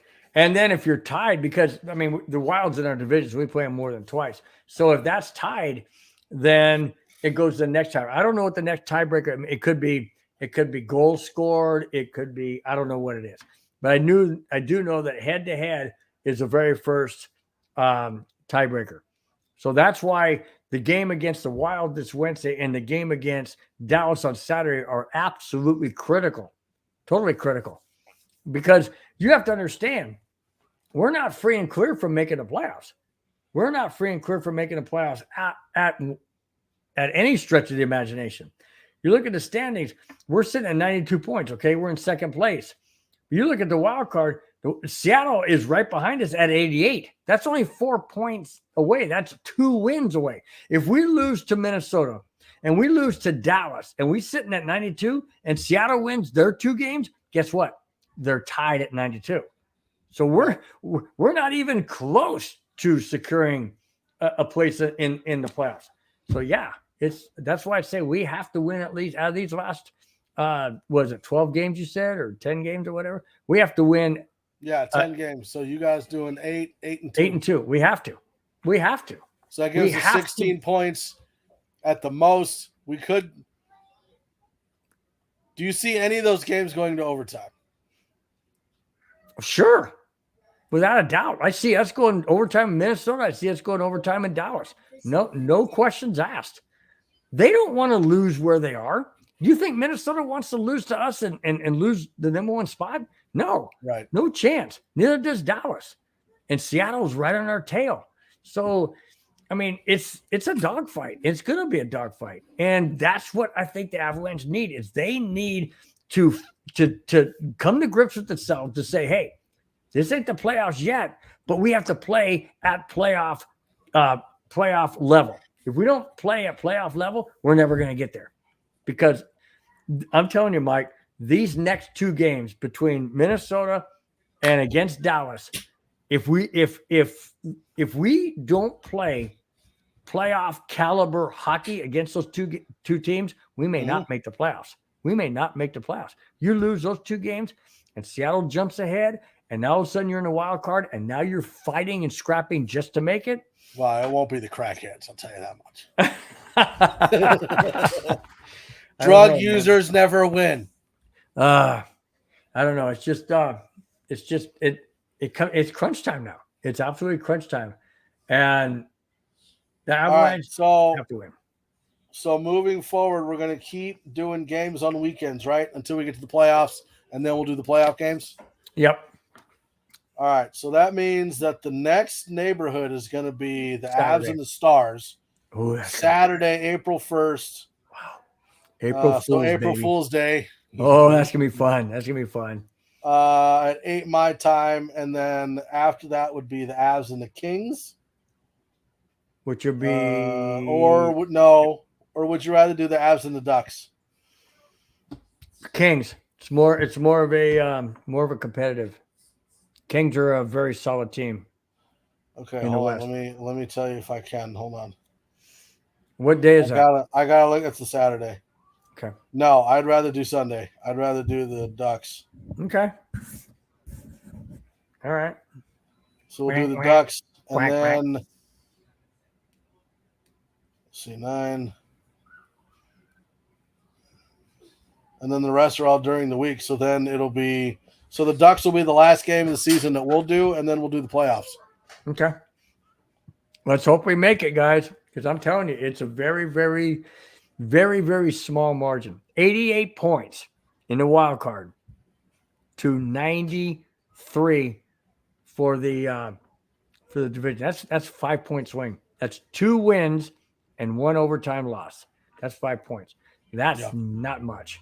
That's not much. And you still got 10 games left? That's not a lot. And then we'll figure out what we're doing for the first round of the draft. Looks like Boggins and Coyote are going to do a show, so maybe they'll do their show while we're doing this one. I don't know. And then we'll do the 3rd round. It'll be a very special edition of Broncos Breakdown. Broncos Breakdown breaks down the draft. I don't know so much about that. But I will be breaking down, topics and things like I normally do. So I'll do my topic, and then you guys can chime in on the chat. Broncos Breakdown has a draft. There we go. and then the guy, you know, like I always do, I always bring you guys in from the chat and stuff like that, which is good. But then I'll have Madungus over here that will chime in on my comments as well. So that ought to be fun. That ought to be really fun. We appreciate everybody that has been here in the show. Texas Hockey Cards, Avatar, you got Prevere, you got Spazzed Out Gaming, Carthy, you got Ray, Allen. Did you say Avatar? I said Avatar. Axel, there was Bubba, just all kinds of people. We appreciate it. Cam was in here. We appreciate everybody joining us on the show. Guys. Another win on the neighborhood. Yes. I'm just going to keep wearing my Av stuff because we're 2-0 with Av stuff on. So you should have started at the beginning of the season. Well, I'm sorry. But yeah, make sure you check out the MHRT network. We try to cover as much stuff as we can. Mostly Broncos, mostly Avalanche. Monday, we have the Cluster Puck podcast with Nick and Britt. They cover all things Colorado Avalanche hockey. Tuesday, you got the 5280 podcast, which covers mostly Broncos with a little bit of NFL sprinkled in there. And then the Sports Nonsense and Whiskey, which covers all sports. Doesn't matter. Baseball, hockey, football, soccer, wrestling, UFC, all kinds of stuff. So make sure you check out that one. Wednesday, you've got the Wild Wild West, which is a fan from each AFC West team. And make sure you check out this one this Wednesday because I'm going to be the special guest host of the Wild Wild West. Wow. So it'll be me with Alex Givens from the Chiefs, with Coach Defense from the Chargers, and my good old friend Captain Jack from the Raiders. Because you met in Denver. So that should be fun. And then right after that, you have mainly Broncos with Cam Parker, Brandon Miller, and Matty Moles. Make sure you check that out. And then you have the BPA show on Thursday, and then you have Broncos Breakdown on Friday, and then the Neighborhood on Saturday or Sunday. So there's lots of stuff you can watch, lots of stuff you can have fun with. Make sure you check it out. We appreciate every single one of you being here. Before you go, I like what Ray said at the end. Lots of fun, guys. Great show. Catch y'all next time. Hit the like button on the way out. Like buttons are my friend. I like buttons. That's right. So make sure you hit that on your way out. We appreciate it. Appreciate you being here. Hope we did a good job.